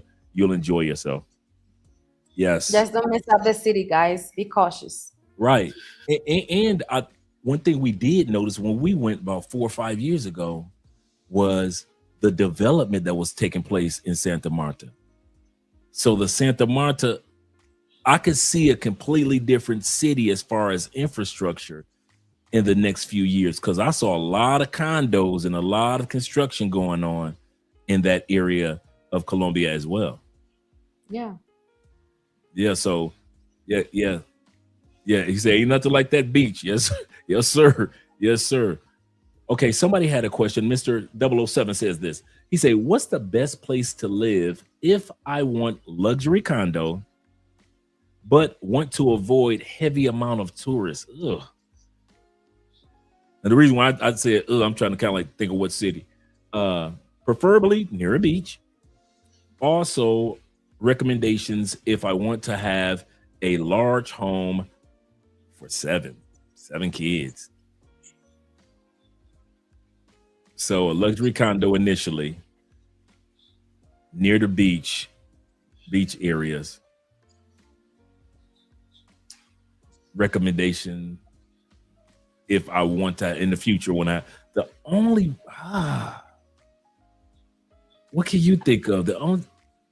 Can you think of honestly the only place that comes to my mind because you want beach nearby is Santa Marta, because Santa Marta, and to be honest with you, if you don't mind a little bit of also tourists, not super touristic but still tourist, is the north area of Cartagena by Arena del Mar that is being built. That's gonna be a whole different city. I don't know if you guys know about it, but Cartagena is literally building the city up in the north. They're creating university, private schools, supermarkets, everything in the area, and they are selling lots. This is going to be more of a parcelación, a lots type of style. You can buy either land and build your own, or they building houses around and buildings. But the north of Cartagena there is a part that is going to be more residential, and there is a part that they're selling for to be more touristic. So it's a very interesting area. Other than that, in my experience, Santa Marta has places where you can find condos. I mean, my auntie, she just saw a 360 view penthouse, 5,000 square feet for $500,000. But when I'm telling, it was a beachfront. Again, it was an amazing, huge apartment with elevator, elevator into the apartment. Oh my gosh, amazing. So Santa Marta, I know that the Pacific Coast have great options too, but I have the right to talk about it because I've never been, I don't know much about it, but I'm sure in the Pacific Coast, it's just, I would say the Pacific Coast, in my vision of it, is a little bit, the city towns that I have heard of are a little bit less cities, more like little towns. So there's less options when it comes to super nice restaurant, like upper scale restaurant. That's what I would think. Because the reason why Santa Marta, Cartagena, Medellin have these amazing options when it comes to gastronomy, wellness, lifestyle, it is because locals are supporting this economy, because otherwise they wouldn't survive, but also the impact of tourists visiting those places has made those cities create a more a bigger ecosystem of these things that create a lifestyle. Oh, that's a good point.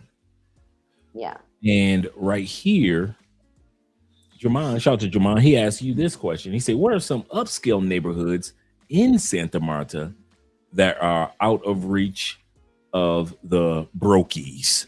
So he wants a nice area, and he doesn't have to deal with all those the pookies that come through.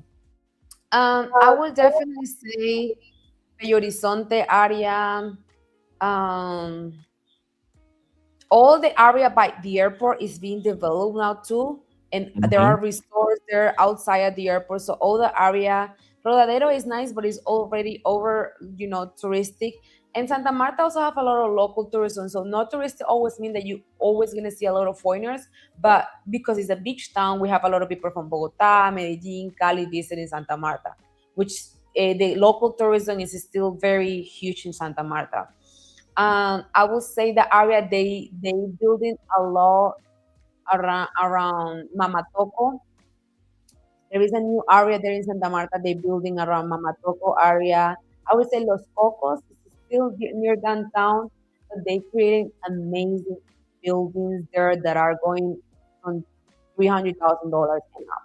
Yeah. But beachfront is a good area, and there is another area I think they are building is called something with Poblado or Provenza. I don't know what they want to imitate the name of Medellin, but that one name I don't remember exactly, but I know they're building there. Yeah. All right. My man DJ Davis in the building. Davis, he says this. He said, I love Parade area. He said, I've been looking at that more and more. Hardly any of that city. He said, hardly any in that city. A lot more because it's not humid. The weather is just right. He said, it seems real safe. Also, hardly any tourist when it comes to the Parade area. And me and Andre are always there, the coffee region. We just got back. So we were there. We go to Santa Rosa. We go to St. Vincent. We go to Salanto. We go to Armenia, Manizales. We're always driving to those areas. We want to just rent a finca and just get away. And now Andrea's family has once again built outside of Medellin, so we just fly out to Medellin and spend time with the family. Yep. So he said, "Thank you, Paola." He said, "I love the beach. I love the beach area." You're welcome, Bobby. Yeah, let me go back to my questions that I have for you as well. Let me make sure I got everybody's questions. Got more love for Santa Marta. And let's scroll down, make sure I got everybody as far as your questions are concerned. And Bobby says this, are there reasonable prices for beach homes in Santa Marta, or at the very least land that can be purchased? Now, the question the question that I have for you, Bobby, or anybody, because this is kind of like a loaded question. I'll tell you why, guys. Because what's reasonable for one man or woman as far as price might not be reasonable for the next person. One person will sit back and say, hey, 50,000 to 150,000, that's my budget. Anything over 150,000, I'm good. Another person could come in and say, I could do a reasonable budget for me is 400 to 600,000. So the question is, what type of budget, you may want to add that, Bobby, what type of budget are you kind of like, you don't have to share your personal budget, but what type of budget are you looking for in regards to this particular question you have? Am I correct, Paula? I absolutely agree. That will be a great information because it's very relative.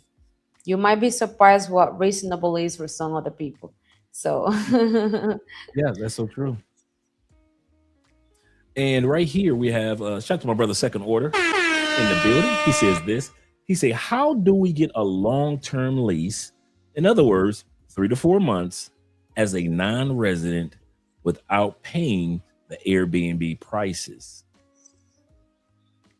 Through me. I mean, say that again.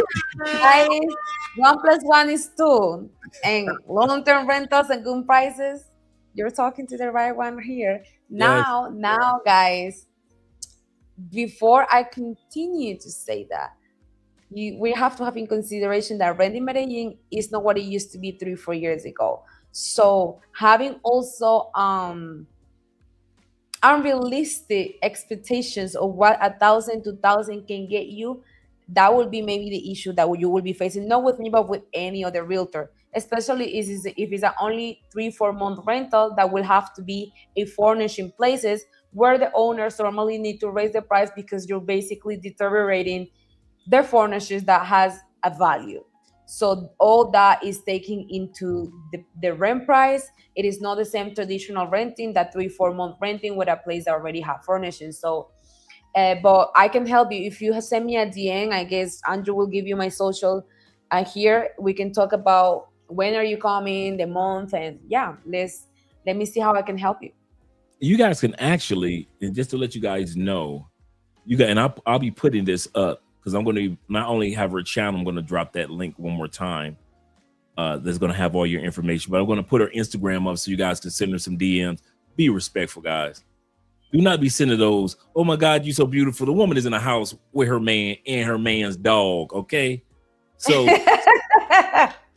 we know how the one thing I can say about this channel, we have always been gentlemen, every single one of us. So that's the part that I can say about us on this channel. This channel is for men, supporting men who are mature, grown, and responsible men. But I'm going to make sure that I put her Instagram up while the show is going on, so you guys can send her a DM and be able to reach out to her in regards to your real estate needs. Because some of you guys may have like, hey, I'm going to be there longer than just a couple of days. I will need a spot that's a few months. Some of you guys say, hey, I'm planning on relocating. I might be there for a year or two. Can you help me with a year or two? And some of you guys are like, hey, I'm ready to purchase. I've been to Medellin 10 times. I got my money stacked. I am ready. So a lot of guys are interested in that. Another question that somebody had that said, and I'm going to come back to you, Mr. 007 in a second. Somebody asked a question in regards to, can a foreigner, and I know the answer and you know it, can a foreigner get a Colombian loan for a home?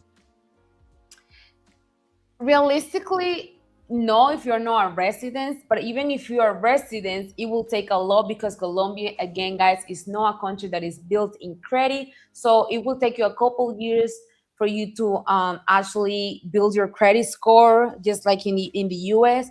There are some other entities that are US bank that I actually just did an interview on my YouTube with this guy that he offers loans to foreigners that want to purchase property in Colombia, but is through US bank, which sometimes is even more convenient. As an American, can I get a loan in Colombia? Do you mean this video? Okay, we're talking, Andrew. This video? Come on, Paola, you know your boy. You know your boy. Yes, ma'am. Continue to talk. So, so yeah, he basically helps foreigners getting loans in the US to buy properties here, and it is convenient because, guys, Colombian interest rate for properties, for what you call mortgage, is absolutely insane. It could go all the way from $14,000 to $17,000.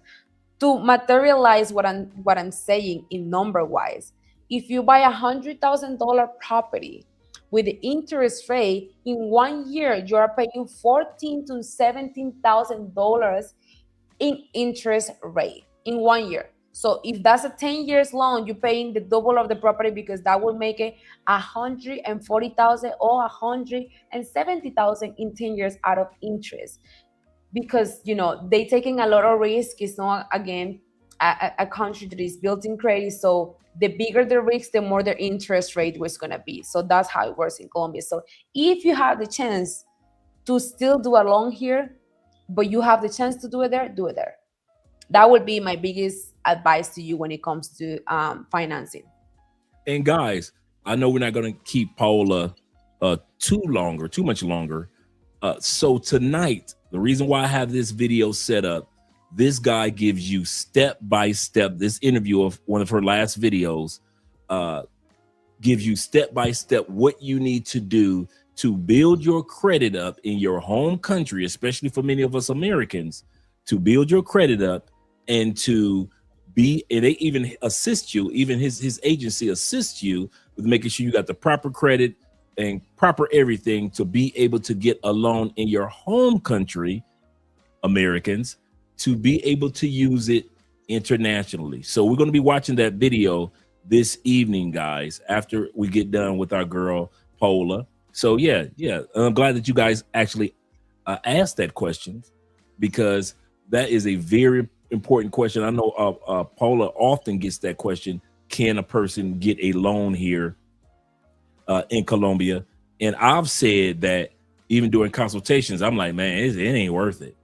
You are absolutely, even here in Cali, it's the same dance. It's not worth it. You got to have a certain amount of money, and that interest rate is a monster. Yes, could be over 17% on 100,000. You say that's bad. That's bad over 3 years. Yes. Says this. He say, does Miss Sands and Arnez do business on your side of town in Cali? So does she or have connections in Cali? No, guys. Unfortunately, I still haven't get to that side of the country yet. Hopefully, later on when I'm more organized in Medellin, because one thing about Colombia real estate market is a little bit very informal, and there is a lot of informality, and because of that, it is hard to master a system so you can just expand along the country, because it is convenient when it comes to laws, since Colombia is how you say this in English, we have one law for the whole country. It's not like in the US that you are federal laws that based on the states that you are. So it will be easier, but at the same time, the same informality within the industry makes it harder for us to expand to other cities, or easier sometimes. But yeah, no, right now I do not have any Cali or anything in Cali, but I'm sure Andrew has his connections. Oh yeah, yeah. I've got an interview that I'm scheduling next week, if not in the week after, for all you guys that are interested in Cali as well as Medellin. My man Adam, his family has been in real estate in Cali for over 25 years. He basically does everything that PAOLA does for Medellin. He's been doing that, him, his brother, his sister, and his mom for over 25 years. Great guy, down to earth. He was the one that just recently helped my uncle get his Airbnb over here on the north side of Cali. So when it comes to just full scale real estate, we're going to be scheduling an interview with him in the up and coming weeks. Like I said, I just talked to him to get an interview scheduled with him so you guys can learn a little bit more about Cali as well. And she's absolutely correct. What rules might apply in one location when it comes to real estate might not be the same rules or policies that might apply in another location. But that was a great question that you had. So guys, remember, in the next few weeks, I'm going to schedule an interview with our brother Adam over here in Cali, Colombia. Let me get my questions out. Okay, next question. Here we go. Why do you think expats are moving to Medellin more than other cities? Because they could, if they want the big city feel, you would think that they would go to Bogota, but they don't. They're more likely to. Not saying that Bogota doesn't get its share of tourists and expats, but it seems that Medellin's marketing machine. That's another thing. Medellin globally markets itself as an innovative city compared to all the other cities. What do you think are some of the other reasons why people are drawn to Medellin? Because it ain't just you beautiful ladies. You ladies are beautiful. That ain't the only reason I'm gonna live there. Objectively, I would say, Andrew, that the reason why a lot of people are moving to Medellin, it's because it's a very integral city.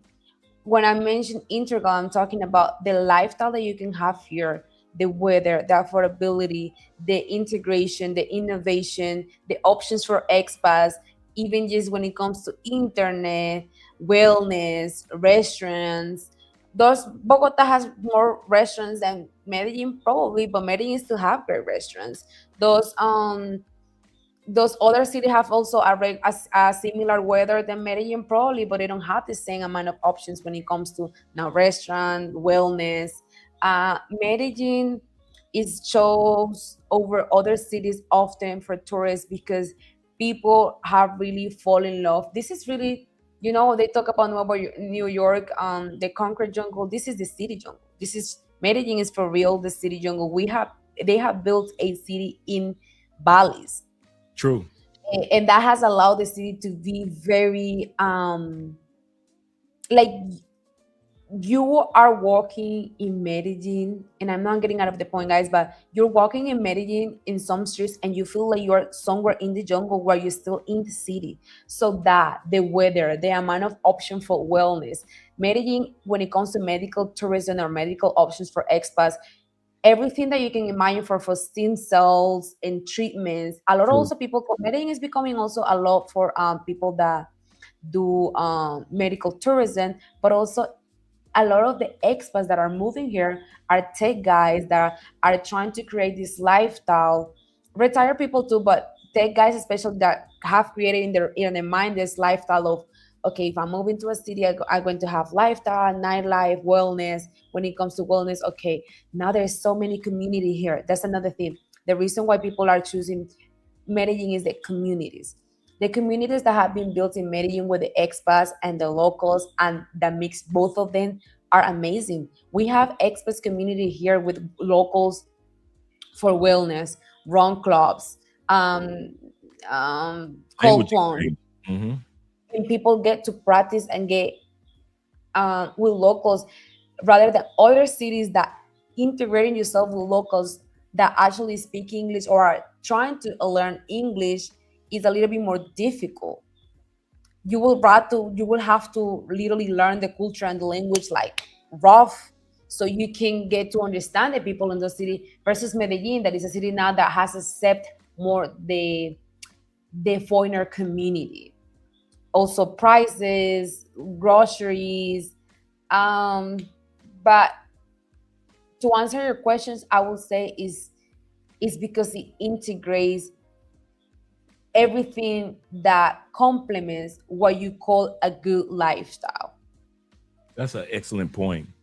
I'm going to show the guys an example of what you were talking about.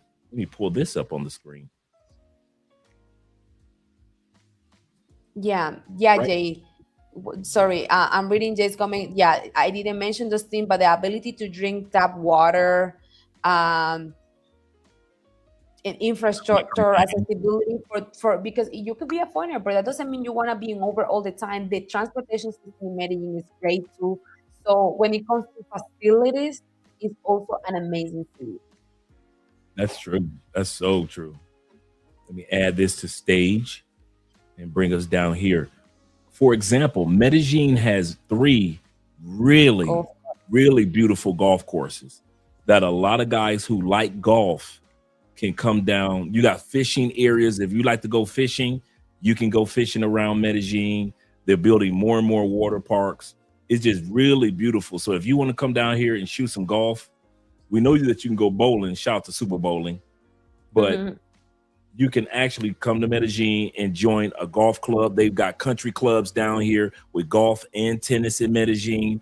So you can actually, I'm going to drop the link to this one for you guys. The best golf in Medellin. This is the actual site where you can actually book some of the courses, let you guys know how much the golf courses are. And so you guys can actually enjoy it here in Medellin. So I'm going to drop that link for you guys as well, because she's actually correct. There is so much to do outside of what individuals normally think that they can do in Medellin. So I just dropped this link right here for you guys to enjoy. And this is actually the golf courses here in Medellin. And you can take courses as well when it comes to golfing here in Medellin, Colombia. So that was the link that I just dropped for you guys. All right, let's go back to PAOLA. Remove that. Okay, I think I saw a question here. Okay.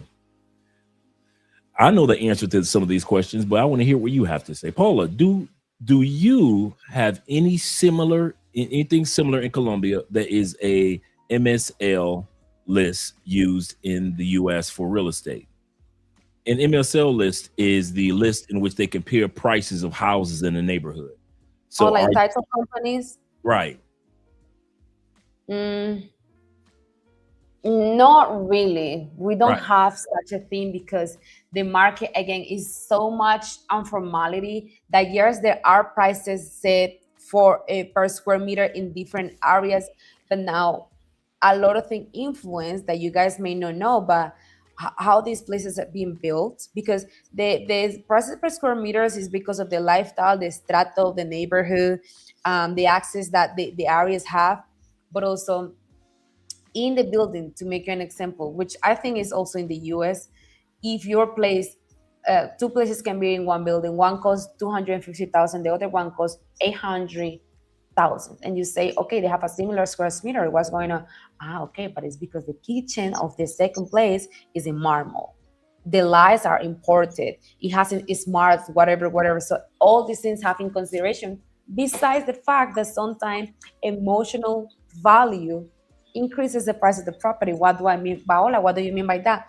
What I mean by that is that when you want a property that is convenient, the person can say, you know what, this cost by the perito, which is the person who determined the price of the property based on all the things that influence in the price that I just mentioned before, says, yeah, the perito says that it costs 100 million pesos, which is like $250, $260. But this house, my grandmother gave it to me, and I have an emotional attachment, and I do not want to sell it for less. If I'm gonna resell, if I'm gonna get rid of this that I have an emotional attachment to, I am not gonna sell it for less than 1,200 millions. That is probably $300,000 to $320,000. Now, is that fair? It's not. But if as a buyer you have the money, you like it, and it's the property that you dream about, you buy it. And that's how it works in Medellin, in Colombia, in less, where there is a lot of things that play a role into the price of a property. True. We don't have these companies that, and the thing is that the prices here, one thing that I love, and I'm actually never been in the US, but I have analyzed the market so I can explain my clients from the process of what you do there versus what you have to do here, is that you guys can know and go on websites and know the price of what that property in front of you was sold for, how many years it took to sell, all these things. In Colombia, even for me as a realtor, for me to ask the property owner how much he bought it for, not he bought it for, but like how long it's being on the market, or how much are they selling other properties in the building, or how much he really bought it for instead of the deed, that what the deed says. It's a whole journey. Sometimes you don't even get the information because they don't want to release it. The person besides never going to tell you how much they sold their apartment for, because they don't want to say. Is information in this industry is very inaccessible. I will say that. True. And I have to agree, even here in Cali, gentlemen, and ladies who may be watching in the future, this episode, even here in Cali, it's the same thing. You have to take also into consideration of the price of the property, the emotional attachment. Because Colombia is a country where there aren't too many mortgages, in other words, loans, we have to take consideration in our country, United States, a lot of times we'll sell a piece of property because we don't want to pay this loan anymore. Whether it was the interest rates went too high, or was unstable interest rates, or the value of the house isn't worth me paying because that neighborhood's property value went down. And so we're like, I'm trying to get from under this mortgage. So we'll sell the house because we don't have as much of an emotional attachment to it, but an economic attachment to it. And so we're quick to get rid of a piece of property to even buy another property, right? Here in Colombia, they don't have that, for the most part, that mortgage holding over their heads when it comes to property. So they can sit back and say, if I feel like selling it, I will. If I don't, I'll let my grandkids sell it. So do realize, like Paula just said, she said, if you have the finances, what that family is looking for, or that individual is looking for, okay, cool. But if you think that you're going to sit back, come to Colombia, and everything is going to be the super negotiations, there will be negotiations taking place between your realtor, Paola, your real estate attorneys, and things like that. Those negotiations will take place, but it's not like the States. Like I said, we usually are trying to focus on either get from under the mortgage, or we've already paid the house off, so we're trying to get a good rate of return. to where as Colombians are like, wait a minute, we've had this house in our family. My dad purchased it. I was raised in this house. And I really don't have any economic incentive to even want to sell it for the price that you're asking me to take or offering me. So a Colombian, I kid you not, they will sit back and they will sit on a house, and they'll do that sometime, Paul, and correct me if I'm wrong. They'll do that even when it comes to renting a piece of property. Andrew, thank you so much for saying that. Because Americans come here with the concept of, if they selling this property, it's because they need the money, and because if they need the money, I can literally just, you know, throw my offer and they gotta take it for sure. And then they do an offer respectfully. You can still pass an offer because an offer is an offer. It could either be accepted or not, right? That's nothing wrong with an offer, but a lot of people think they're gonna be accepted when it's $250,000 property, and they say, no, I have $170. And what Andrew said is so right. A lot of those properties are no mortgage, are heritage property, and sometimes respectfully, these Colombian people have the FU money type of money, or sometimes they have the emotional attachment that are, oh, you're saying that? Okay, fine, thank you for the offer, but no. Same for rent. Thank you for the offer. Guys, I have seen, me personally, I have seen property owners keep their property free for 6 months straight because they didn't want to go down on the price with a difference of $200, $300. They say the rent for here is 12 million. Or they want to pay 10 millions because they think that's what they can pay. Nice. Keep looking in the market, not my property. And this is incredible because you will think, hey, this is an offer, like is whatever lease for a certain amount of time. It's money. How will somebody don't want money instead of leaving the property empty? And we, a lot of the times, are grown. Now, a lot of property owners are also flexible. You know, they are more smart than maybe they need more the money than others. But not everyone is going to expand the value of their property just because, or reduce it just because you make an offer. And that's something you guys need to understand.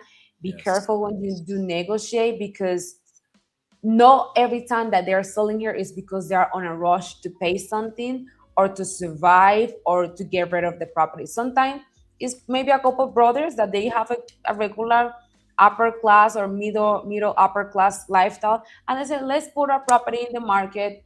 I mean, it doesn't have to be today, it could be 5 years, but let's just put it in the market, because when we do get the money, then we could do something with the money. Yep. So not everybody, even though if the property is for sale, is on the rush to sell it, and that plays a huge role of how you negotiate with those property owners for certain prices. Sometimes you even it's better to do a little bit of that connection type of because sometimes they were giving more per se. For example, they will give more a discount to another family. Let's say it's a married family that got kids, and the buyer also had kids. There is now empathy and emotional connection there that will allow them to give that price to them versus a single man that came and say, I only have 200,000. Oh, but now they saw the family, they see themselves in the family, they project themselves in that family. So they say, yeah, sure, we understand. So that's another thing about Colombia is a very, sometimes, guys, more than rational, sometimes a very emotional negotiation. And I'm sure in some of these, there is a common denominator between this way of doing business here in America, because I'm sure there are other properties owners in America that will rather sell somebody that they have a connection or feel a connection for versus just anybody, because of the emotional value that some properties do have for them. Now, it doesn't determine the price, but they would rather sell it to families, or they would rather sell it to a Black family or Indian family or a Chinese family because they're Chinese. Something like that is similar. Yeah, that's true. And just to piggyback off what you said about Americans, I own 12 acres of land in Tennessee. My sister owns 12. My other sister owns 20. And I forget how much my other sister owns. The reason why we haven't sold it yet is because our great grandfather was one of the first free slaves to purchase that property in Tennessee. So it has not only all the families that was raised on that land and we were tobacco farmers. Our family were tobacco farmers, but also, and we've had, big money players. Like I remember when Tyson Foods came to us with an offer, and Tyson is one of the top food producers in the world. And they were like, we want to buy your land. And because it has a historical connection for us as being one of the first ex-slaves to purchase land in Tennessee, it's not just because of it's your grandfather's or great-great-grandfather's land. And it was actually two of them. It was I think it was great-great-grandfather and his brother that purchased all the land. And so we have a connection to it. And so we're in no rush to sell it. If we sell it, we do. If we don't, we don't. Nobody's losing their mind over it. And so I understand when I came to Colombia, when people would have an attachment and they had no more back mortgages, they weren't losing their home because of taxes. We weren't. And so I know what it feels like to not be in a rush to sell something that you are connected to, even though a great price had been offered. So a lot of you guys who've never experienced it, I have, and some of you guys probably have too, don't think that, take it for granted. I give you another example here in Cali. Andre and I, we live in La Flor area. It's like zone 5, 6, right near Chippy Choppy Mall, a little further out, very middle class, upper middle class area. We went to go rent an apartment a few blocks away from here before we got to this one. Excellent apartment. Wonderful, great location across the street, but not too close to Exito, the gym that we go to and everything. We did the tour. We told the lady, hey, we got everything you need. We had the co-signer. We had everything, Paola. And at the end of the day, we didn't get the offer. Even though we were willing to do the price, so we reached out to them again and we said, we will pay you 6 to 8 months in advance. We ready to cut the check. No problem. That's how much we really like the apartment and the location. They stalled. The apartment was really a home. It was really a home, the second floor to a home. Really nice. Very modern, very updated. It was down the street for the immigration office. So I was always going back and forth to the immigration office for one reason or another. So I'm always seeing the apartment. Andre and I were seeing other couples months later, still touring. So we're like, they still haven't rented that place yet? To this day, we've been here a year. That place is still up for rent because they were in no rush to rent it. Even though they had put it on the market to rent, it was nothing wrong with our credit, nothing wrong with our money. It wasn't like we had a bunch of kids that's gonna be putting crayons on the wall, nothing. It's just like Paola said, we didn't have that whatever connection that would make them feel like, hey, we can relate to them. Let's give it to this couple. We didn't have that. And the other couples that came after us who had money, because you're not going to live in La Flor area if you can't afford to live in La Flor area. It's one of those areas that you just, when you tell people in Cali, you live in La Flor, they know, okay, you live in probably one of the nicest areas on the on the north side. And doesn't matter if they're in no rush to rent. They're in no rush to rent. Same thing when it comes to purchasing. So it's not just a Medellin thing, guys. It's a Colombian thing. Yeah. Somebody say, or I don't know if it was you, Andrew, or I read in the comments say people want to negotiate with Colombian with the mentality that all Colombians are poor. Guys, people can owners And even when they don't speak English, or even when they do speak English sometimes, when you're negotiating from that energy of they gotta take whatever I'm offering because it's still better than nothing, and they're still Colombian, and what $3,000, $2,000, $1,500 is a lot in Colombia. You might be surprised, guys, that the amount of time that you can get rejected if you come with that mentality to negotiate with owner. Again, negotiation is not a bad thing, but the way you put it out is very important. The way you make these people feel is very important, because Colombians are very emotional. The Latinos in general, guys, you see there is a reason why we're so dramatic, and we'll so many things. We take things personal instead of seeing the rationality behind the business, and that is still money, and that is still convenient. But because of pride, ego, and culture, people will say no to a year lease just because the person asked for $200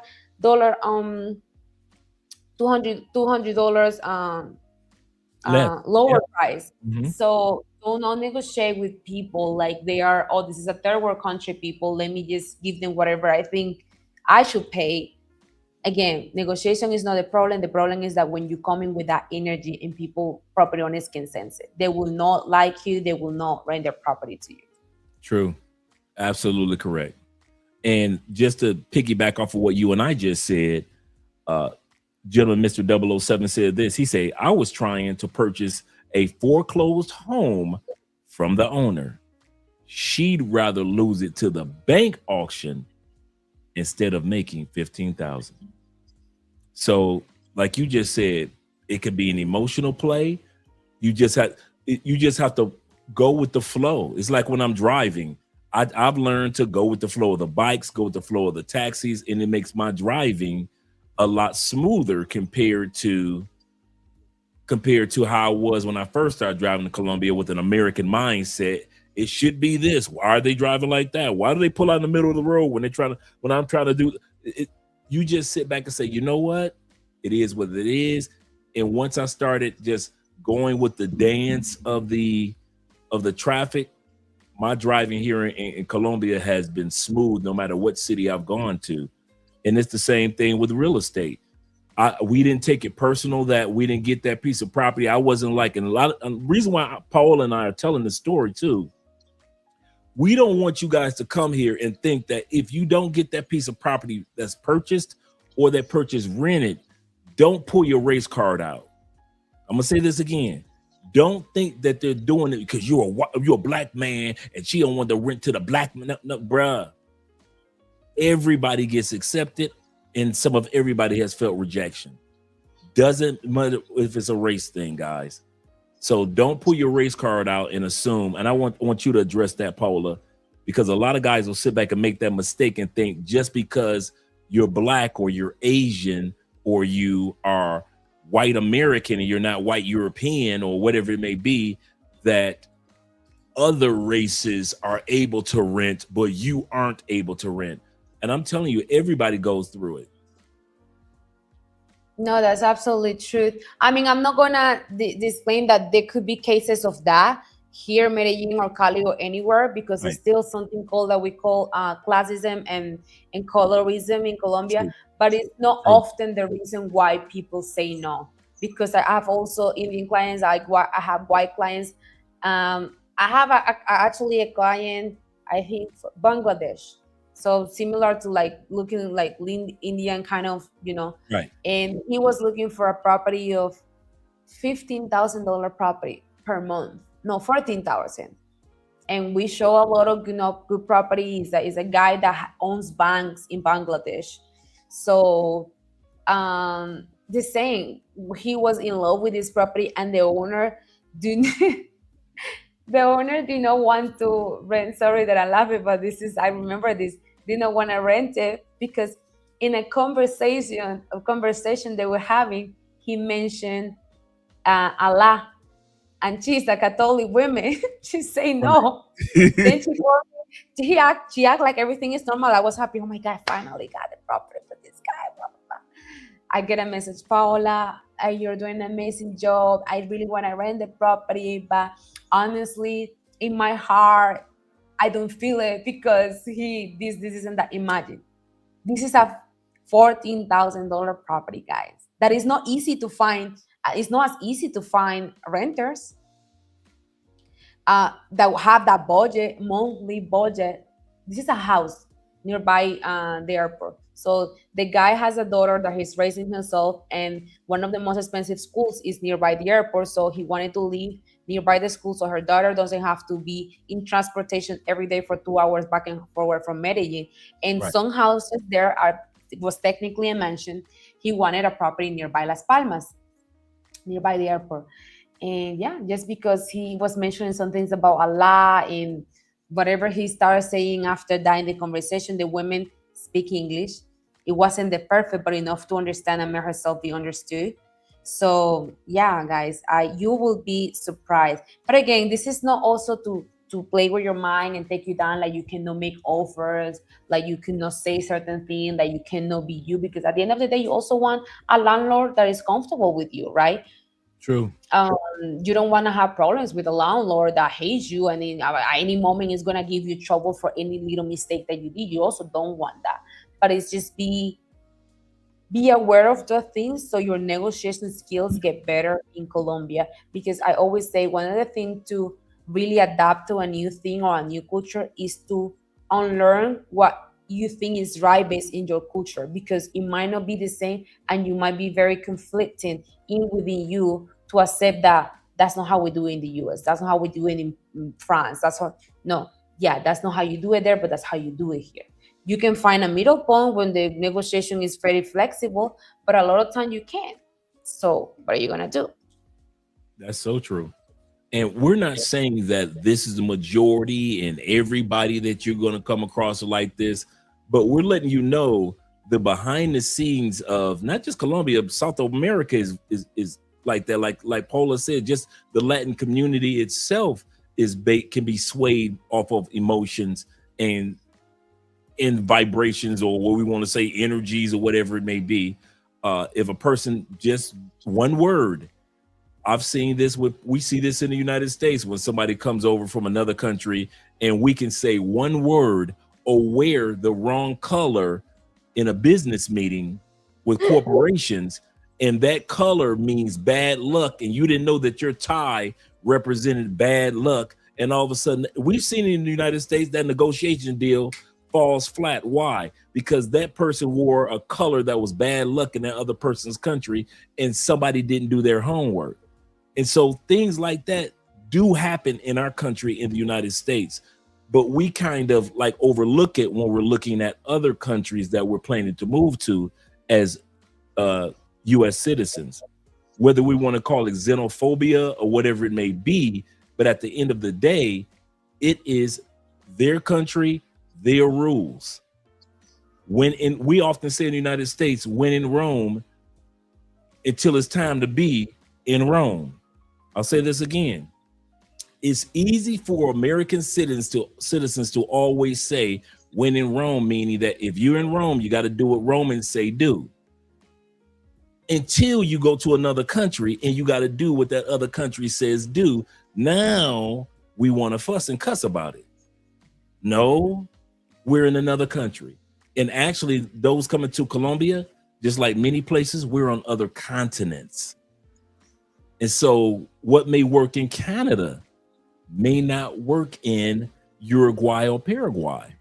So we have to be comfortable with this. And that's why Paola and I are kind of like talking about real estate and business, not only from the numeric point of view of numbers and how do I get this apartment and how do I get that apartment, but we're telling you what to expect behind the scenes sometimes, just sometimes.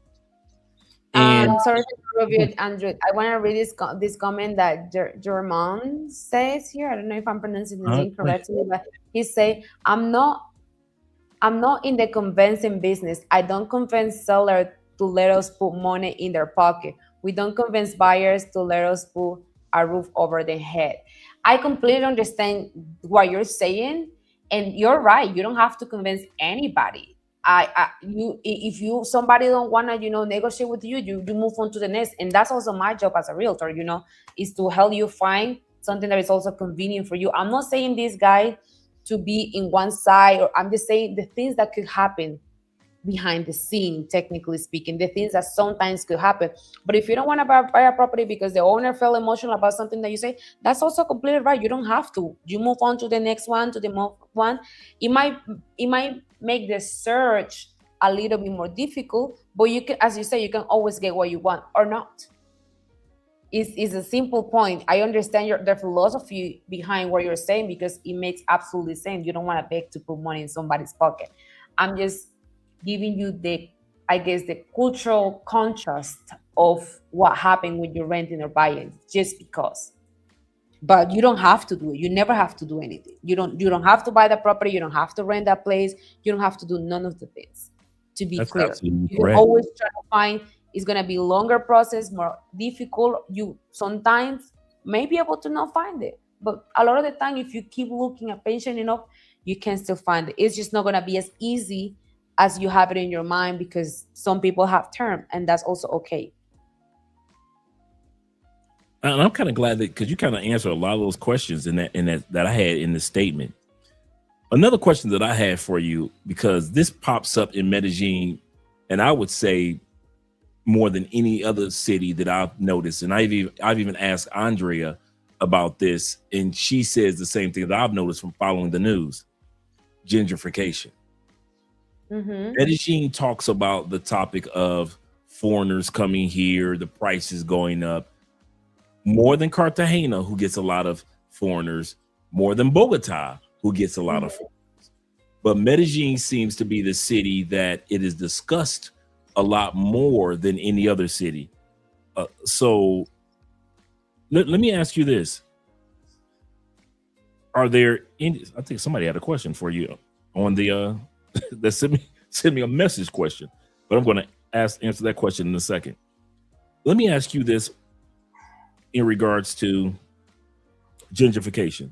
Do you think that with more people from other countries appreciating and moving to Medellin, has it hurt all of Medellin, or is it only impacting a certain areas of Medellin, and people are treating it as if the whole city is being impacted, to where most foreigners don't go to the whole city?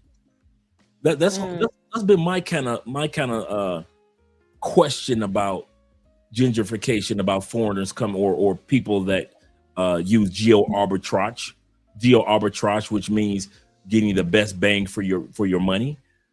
Mm-hmm. It seems like people argue throughout Medellin, but most foreigners don't go to all the areas of Medellin to impact it. I think inflation, just basic post-pandemic inflation, impacts the whole country compared to just these foreigners are coming and they're changing our city. What have you heard on the streets in the arena of real estate? Because I'm trying to understand. Okay, I think I understand your question. So first, I want to say that I don't think gentrification is a good or bad thing. It has both sides. I will say that even though foreigners are not moving to Belém right now, or the majority, a significant percentage where it affects the local economy in the area of Belém are moving to Belém, one thing cannot happen without the other. So by foreigners moving here, paying higher prices, that means that the locals that are living in those areas are being pushed out of their neighborhood because they can no longer afford it, right? So that means they have to look for the next affordable thing. Let's say upper middle class, right? They're living in Laureles, but now Laureles is becoming a more expensive area because gentrification is also happening to Laureles. Now they have to move to Belém, that is a middle class. It's no longer upper middle class, but let's say it's a middle class. This is just an explanation. I'm not saying technically is the place, right? So they're moving to Belém, and now the people, but they can afford still a little bit more than the people, let's say, in Belém. So now their gentrification is not only by foreigners. It can also be a socio-economic people higher moving into a place that has less resources within the same country, right? So because I'm sure that people that move to for people from big cities like New York, like Florida, like states like Florida that are expensive, move to Texas, and now Texas is not as cheap as it used to be, because you have a lot of people moving there because of taxes benefit, because it's cheaper, because you get more value in your money when it comes to real estate in Texas too, right? So it's the same here. The people that have to move out of Poblado to Laureles because it was gentrified now are moving there. They can afford a little bit more prices than the people that are living currently in Laureles. When these contracts are over of the year lease, for example, and now the property owners see that there is people moving to Laureles, they can pay a little bit more than the current tenant. They're gonna raise the price. So now what? This middle class needs to move to a neighborhood that is still affordable to their own economy. So even though it doesn't it's not like a visually there is a direct impact of the foreigners, it is still something happening because of it. Got you. Now is there good, because even to now, places in Sabaneta are now 2 million, 2.5 million. Before, you can find a 2-3 bedroom apartment in Sabaneta for 1.5 million. Still decent. It's not gonna be not 100 square meters, but 65, 70 square meters apartment, right? So, but to break your point, locals are complaining and some other are not, because to be honest with you, Medellin GDP right now depends a lot of, not a lot, but more than 10% on tourism, and it's only going to keep increasing. For example, the airport, the mayor just said that the airport is going to go from 11 million passengers a year in Medellin to 17. That's around 54% increase of the amount of people that are coming in and out locally or internationally. They didn't specifically express that, right? So how is it benefiting? Now there is more jobs for the locals. So it is increased, it is reducing the tax of employees in the city, because, for example, just right around Provenza, I think the last time I read, I don't know if somebody correct me if I'm wrong, I read that there is 2,000 employees just in those restaurants around Provenza, like in 5 blocks or something like that. So, like around some square meters. I don't remember the exact numbers, but that's basically to illustrate the impact that tourism has in the city, that now there is more restaurant, more hotels, and all of for every single place that they open because of tourism is generating several jobs. Receptionists, cleaning lady, administrators, accountants, lawyers, in all areas. So it's not just that, only people that are in the industry benefit, because a restaurant is an accountant, a restaurant is a lawyer, a hotels need an accountant, needs an assistant, an administrator, needs receptionist, needs cleaning lady. Is in all different areas now that they get to offer so many options for job. So it is good in the economic growth part of it, but it is bad because the government still haven't been as strict with the regulation of pricing, and that affects a lot of the locals. Because if there were more regulations, there are regulations, but they're not making sure that those regulations are strict and that people don't get just to put a price on their property because they feel like it or want to for rent, which immediately affects the locals. The locals, and it's part of gentrification. Also, gentrification do not happen without the other. It is happening. Yes, foreigners are coming here with a little more of power of acquisition to pay more money for their apartments, but also the owner have to put himself the apartment higher for gentrification to affect. Because if he keeps the apartment to a local that he was renting for 4 million, but now he knows that a foreigner can sell 7 million, he said, no, now my apartment worth is 7 million a month, and I don't care if you can pay or not, somebody else can pay it. You as a local person have a lot of responsibility in the impact of gentrification, because you have you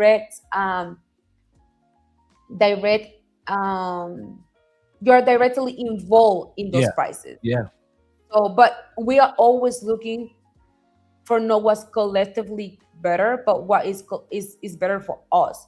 Because you can also not blame a property owner for wanting a better ROI by being able to rent a property more expensive. So, but if there is a more strict regulation by the government, then it could be controlled. Because if you have the freedom to do it, you will do it. How would you not take the chance to benefit yourself if you can, right? It's a simple a survival thing.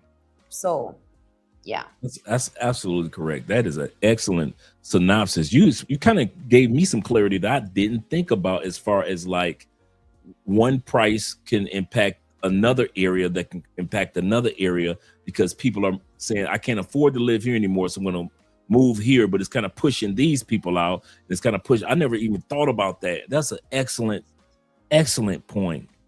Excellent point. And once again, guys, make sure you support her channel, as well as I'm going to be dropping her Instagram in a moment, so you guys can be reaching out to her in regards to renting Airbnbs, as well as purchasing homes and renting homes in Colombia, especially in Medellin. International Quiet Storm says this. Shout out to International Quiet Storm. He said, I have a question, Paula. He said, sorry, I was reading a comment. That was funny. Okay, no problem. He says, I know that she specializes in Medellin. I know she has roots in Barranquilla. How much, even though she really has roots in Santa Marta, but they're right next to each other, how much would a condo cost on the coast of Barranquilla, 2-bedroom, 2-bathroom? Do you know a guesstimate? And before you answer that question, we are going to be interviewing a brother that's been living in Barranquilla for the last 6 years. Very informative. He helps me out a lot with consultations. When I'm doing consultations with you guys that are looking at Barranquilla, I quite often pick up the phone and call this brother.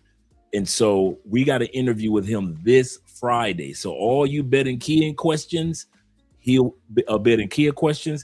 be able to answer those questions. I know Official Kobe will be here, so I might even drop the link for him to even join us regarding Barranquilla area. But I'll let Paola answer this question if she has any information. Andrew, you can answer that question, or your colleague can answer that question better than me, because about Barranquilla, I think is the least one that I have knowledge about when it comes to real estate. I do not know the prices. I barely been in, but I mean, I have been, but more for other things like health and stuff there, but never even help a client to find anything there. So I have no idea, actually. Okay, cool. So that answered that. And once again, Friday will be the day in which we'll have our brother here who will be answering those type of questions and even more.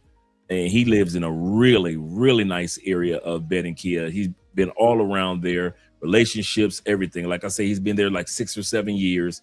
And I've finally been able to get this brother on the show. I've been working on this for about a good year, but his schedule has been so cumbersome with his job. So this Friday, we're going to have the brother here to answer questions for you guys in regards to Barranquilla. And I'm getting down to some of the last questions that I have for Paola, and I appreciate you being here this evening. You have answered a lot of questions for men that didn't kind of think about those things when they come to Medellin. Now they understand a lot more, so I appreciate you. Of course. One brother has a question. He say, are there large corporate-based companies that rent out properties to avoid cultural conflict? So are there rental companies there in Medellin that will rent out a house or rent out an apartment or luxury homes that you work alongside with? Oh yeah, I work with several, particular because I'm an independent realtor, so I work with the different agencies and have a direct contact. But the thing here is that when you say those companies, they still gotta send your offer to the property owner. They as a property management cannot make a decision for the property owner. Now those things that feel in a certain way are avoided because the property owner don't get to meet you a lot of the times. Again, I'm talking about specifically properties that the owner want to be more involved in the showing because it happens, but a lot of the time they're not even there, so sometimes it doesn't happen. But for the offer part, you don't have to deal with emotions, but remember that the offer is still something that the company, the property management company or the broker needs to communicate to the property owner. And if the offer doesn't sound right to them, they're still gonna say no. So no matters how much mediators you have, a no will be still a no if they don't consider that your offer is fair. They can get you back with with an offer that is probably that can adapt more, but it's not necessarily what you want. But there are, I mean, brokers company, of course. If that answers your question. That's a good answer, and that's how we got our apartment. It's funny that you would describe it like that. We got our apartment that we live in now, 3-bedroom, 2-bathroom. Like I say, very, very secure location, upper middle class location here in Cali, and it was through a brokerage company. The broker worked through the company. She was the one that showed us the apartment, but the final decision was still up to the owners. It wasn't up to the company per se. It was up to the owners whether they want to rent it to us or not. So the broker, who would be PAOLA in your case in Medellin, gentlemen, can make sure that she kind of encourages the owners to rent to you. You seem like a great, on paper and off paper, seem like a great client to rent to, but that doesn't necessarily mean that they will agree with PAOLA in regards to every single one. And that's why I love working with PAOLA, because she gives you guys the honest truth that most of the time things will kind of go smooth, but there will be moments where it's just rocky and you didn't do anything wrong. She didn't say anything wrong. You can work with another brokering company and it's still the same results could take place. It's just a part of real estate in Colombia. Once again, when in Rome, you're going to have to follow what the Romans do. And let's go to some of the final questions that I have. I'm not sure if somebody else has a question. Does she have a golf company now as well? I don't know where you want to go with that, Bobby. Let me know. Give me a little bit more clarity in regards to what you are speaking in regards to golf. And let me scroll down a little further to my final questions, because we already talked about what gringos expect. And oh, this is a good question. If I find a property online that I want, what is the smartest steps that I should take? You know, I'm looking online, I'm looking at one of the Remax or Century 21 in Medellin. I see a property that I like. What are the first steps that I should take? Reach out to you, or what should I do? I mean, in that part, I can always also help. Like, I have services for that too. If you already have a place that you want to seek and you want to make sure it's a real place on legit, I do have technical like consultations for it where I can help you to make sure that you're being covered in that process. But normally, guys, one advice I'm going to give you is something looks too good to be true. It is in fact not true. And that's the one thing that you should know.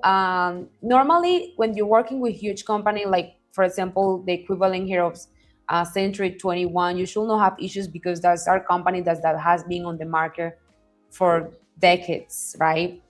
But when you're working with Facebook Market and you see independent realtors that you have no back story of, that you don't know, a lot of people have got scammed because they send them money prior to come for the rent. They lock the apartments. They didn't send anybody to check. If it is for Airbnb, a realtor that somebody you know recommended you, or a realtor that has in fact a great name on the market and often people are talking about it, like me, then you can trust it, right? Besides that, if it looks too sketchy, if the person is being too sketchy, if the price is too good to be true, the pictures look too AI, if the person is always hurry to ask you for money up front without contract, without anything, those are red flags. All right. That's excellent. And let me know if you guys have any other questions, because this is my final question. And this is Paola's closing remarks, because I know her day is winding down. And we're going to look at her video that she did right here. Let me go back here. Her last video that she did in regards to buy a property, because a lot of people are trying to go back. pause this. Once she leaves, unless she wants to watch it with us, once she leaves, we're going to be looking at the video, one of her last videos that she did with this gentleman that was able to tell about how you can use your American loans, your American credit, whether it be business or whether you have great credit as a personally, and how you can get American loans and take advantage of buying property in Medellin, Colombia, as well as other parts of Colombia. So we're going to be looking at that video after PAOLA. Like I said, I know that it's going on 9 o'clock here. And so we don't want to hold our guests too long. So let me, while she's giving her closing remarks, and what I mean by that, her final statements in regards to social media presence and any contact information that she'd like to share with you guys, we're going to do that because we don't want to hold her up too long. And while she's doing that, I'm going to put up her Instagram. So it's all on you, PAOLA. Sorry, I got lost a little bit. What did you say? Sorry. Let's see. Is it okay? Which comment? I see International Quiet Storm, T-Mac. Once again, International Quiet Storm. Let me know if you see what you're looking for. I see Gabrielle. Shout out to Gabrielle. Sure what you asked me to say or do, or if you asked me a question, sorry, I was okay. As I was saying, is your closing remarks, because we're gonna let you go in a moment, because we don't want to hold you up too much. Plus, the dog is walking back and forth, so the dog might be saying, "Hey, show me some love." And so, I want to give you your moment to shine with your closing remarks. Let us know where guys can find you on YouTube, which we've been dropping the link all night long. Let guys know where they can find you on Instagram. I'm going to be dropping your Instagram in a few moments. And any other areas in which guys may be able to contact you on the business side. Okay, sure. Few things as a resume of everything that I've said, God, is that detach from your everything you think is right to do business. When it comes to doing business in Colombia, yes, you don't have to go through anything if you don't want to. Just understand that a negotiating process sometimes could be different here. Sometimes, as some people in the comments say, and want to meet the owner, sometimes it's not necessary. In I'm talking about few cases where some property owners want to be involved and they want to be in the showings, because it happens sometimes. It's not always, it's not 50% of the time, it's not 40%, but you might come across those situations, and that's why I'm exposing those situations so you are aware that they can in fact happen. Be aware also that negotiating, there's nothing wrong with negotiating. Just don't negotiate from a standpoint of this is poor people because it's a third world country. I can just do whatever, they're going to do whatever I want because it's not going to be the deal. So negotiations take longer because people have emotional attachment to those places. But those are also few cases. Things most of the time do go smooth. Things most of the time go to closer. You most of the time get the property that you want. And what, just realistically speaking, the cases where those things happen. When it comes to renting, be aware, be selective. If you're looking online for properties, when something looks too good to be true, it is fake. If something is too sketchy, it is sketchy. If something, just have the same social awareness sometimes that you will have in other places. You have to have it here. Don't spend a lot of money before coming to Colombia when you didn't even never send anybody to check the place. What else? Medellin is still a great place to invest. Just if it's gonna be for residential purposes, where it's a place that you want to live, do take the time to experience the place, because you might not like it in the long term, right? If it is only for investor and you're ready to invest, then that's amazing, because it is in fact a city that is growing fast, that the real estate market is going in the right direction. And the government is making a lot of stuff to keep the city attractive for people to move in, to visit. So it makes it a more sustainable type of a more safer type of investment.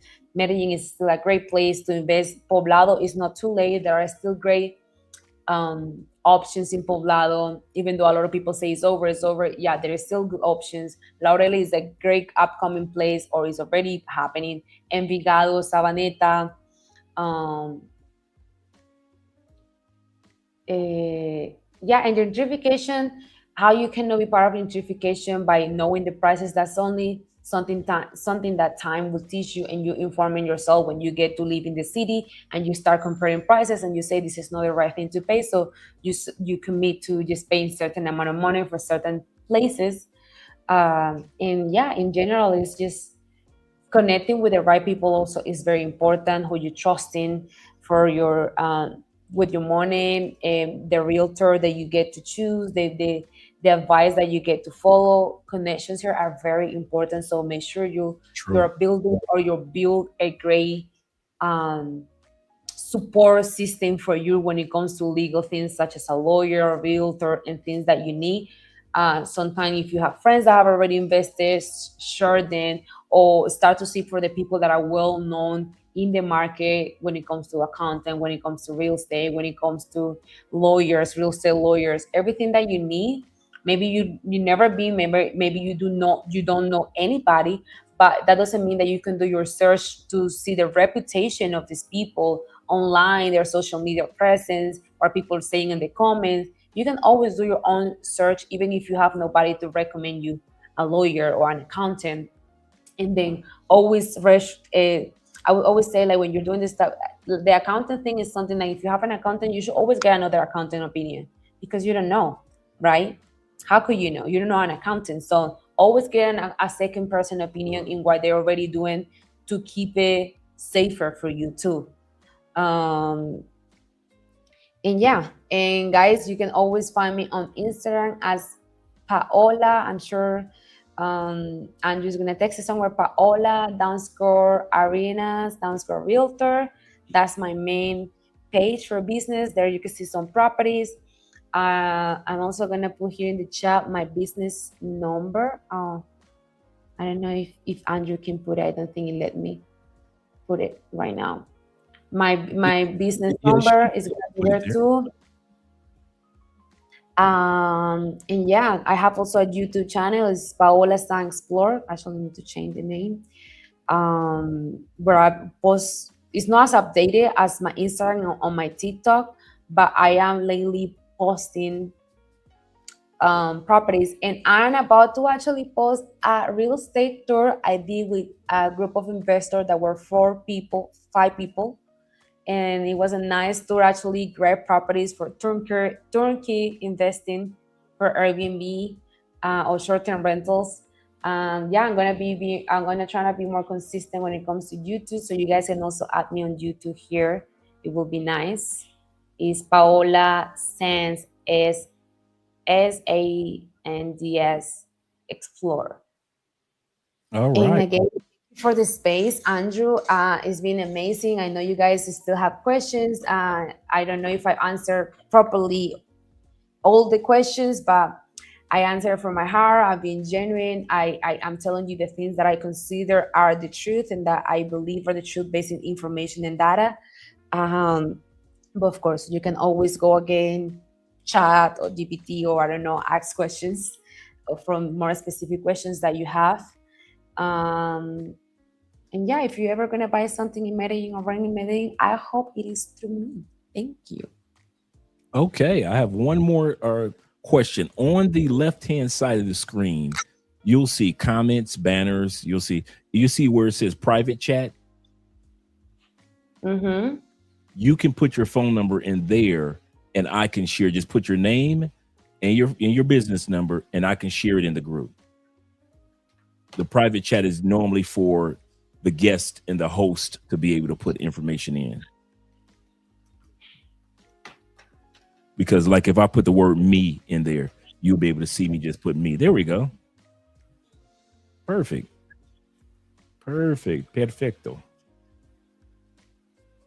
It has been great having you here I just want to give you your flowers where your flowers are due. I've sat back and I've watched the evolution of not just you as a businesswoman, but as a friend and as a woman in general. I've watched you grow in every aspects of your life. I love the fact that you, my wife Andrea, Tours by D, and a bunch of Colombian women showcase the whatever stereotype that men come to this country thinking is not true for everybody. So if all the guys that think that every woman is a party girl, every woman is a wild child, it's women like you that continue to showcase the positive and good and honest women that are here in Colombia. That's why that's another reason why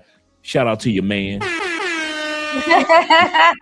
Because before he met you, we knew you and we knew that you were a prize in this country, and that's why I'm so happy for you being blessed with the life that you worked hard and continue to work hard to have. It is not happenstance. It's not a coincidence. It wasn't luck. I saw you start off with this, and I saw you the evolution of the direction that you've taken it. You continue to focus on luxury. You could have did it a different route. You could have been one of those women to use your beauty in a selfish way, but you haven't. You decide to use beauty, brains, intellect, connections, and all these things have come together. And I just want to let you know that me and Andrea are extremely, extremely proud of where your life is going, and you deserve all the blessings that you are getting and even more. Really. Thank you so much, Andrea. I feel flattered by your comment. It is being a long journey. I am very grateful that you guys have always been there also to support me, to give me the space in your channel. It has been, as you say, no love but hard work. It's always been God there in the journey, even in the times that I didn't see it, it was Him. It has always been Him that didn't allow me to direct my life into the wrong things just because of beauty. And I am grateful, that God has kept me on the line. And yeah, thank you again for everything. I appreciate you and Andrew and Andrea always. And thank you for seeing the great thing, the process. Thank you for the support, for outstanding the process that I have, because a lot of people think it's just it's a pretty face and that's why she came up. No, guys, it's been years of consistent works from one industry to shape into the other. So thank you again for allowing me to have a voice in your program for all these many years. And yeah, I am very grateful for everybody that is present today. Thank you guys. I have really a lot of gratitude for everybody in here today. I've got one last question for you. Me and Andrew have answered this question. Oh my gosh. Okay. But I know this question has come up in quite a while, and I want to hear what you. I've had other Colombian lady friends to answer this question on the show. Tours by D, she answered the question on the show. I want to hear your perspective. Okay. Why? Or let me ask you this: are you a woman that introduces guys to, quality guys to quality women? Now, I'm going to say this in regards to us. We don't, because we don't know how personalities gel. We don't know, if you're going to be the good guy to this one. So we don't do the matchmaking thing, even though people ask us like, who is she? And I've talked to other Colombian women that they say, I don't do the matchmaking because I don't know if the guy's going to be living here or is he going to take my friend serious. How about you? How do you go from that perspective in regards to when people ask you, Paola, could you introduce me to somebody? How do you go about that? I have detached from that job long time ago, because you learn the hard way. It's either you think that your friend is a beautiful lady as a friend, but you don't know what she is in the quality of dating. Now you see that's your client, good guys in Century may have good value, but you don't know who he is in the quality of dating a woman. So I don't longer do that, guys. Sometimes I even post my friends on social media, and a lot of guys are like following them because I post them, and they are like, this guy, says, do not ask me. I don't want to be matchmaker. I don't want to do these things, and not because I don't want to help. It's just because you always end up being the bad person to the one that it went wrong for. Yep.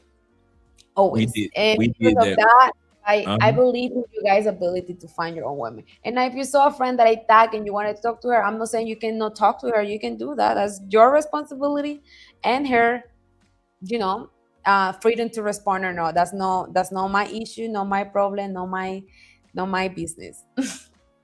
Yes. I agree with you 100%. I just want to hear your perspective, because it seems like all of us are in agreement. We've either tried it one time, it backfired, and we're like, I'm not going to do that again. No, don't ask. Don't ask. Yeah. So you are not alone. You're not alone.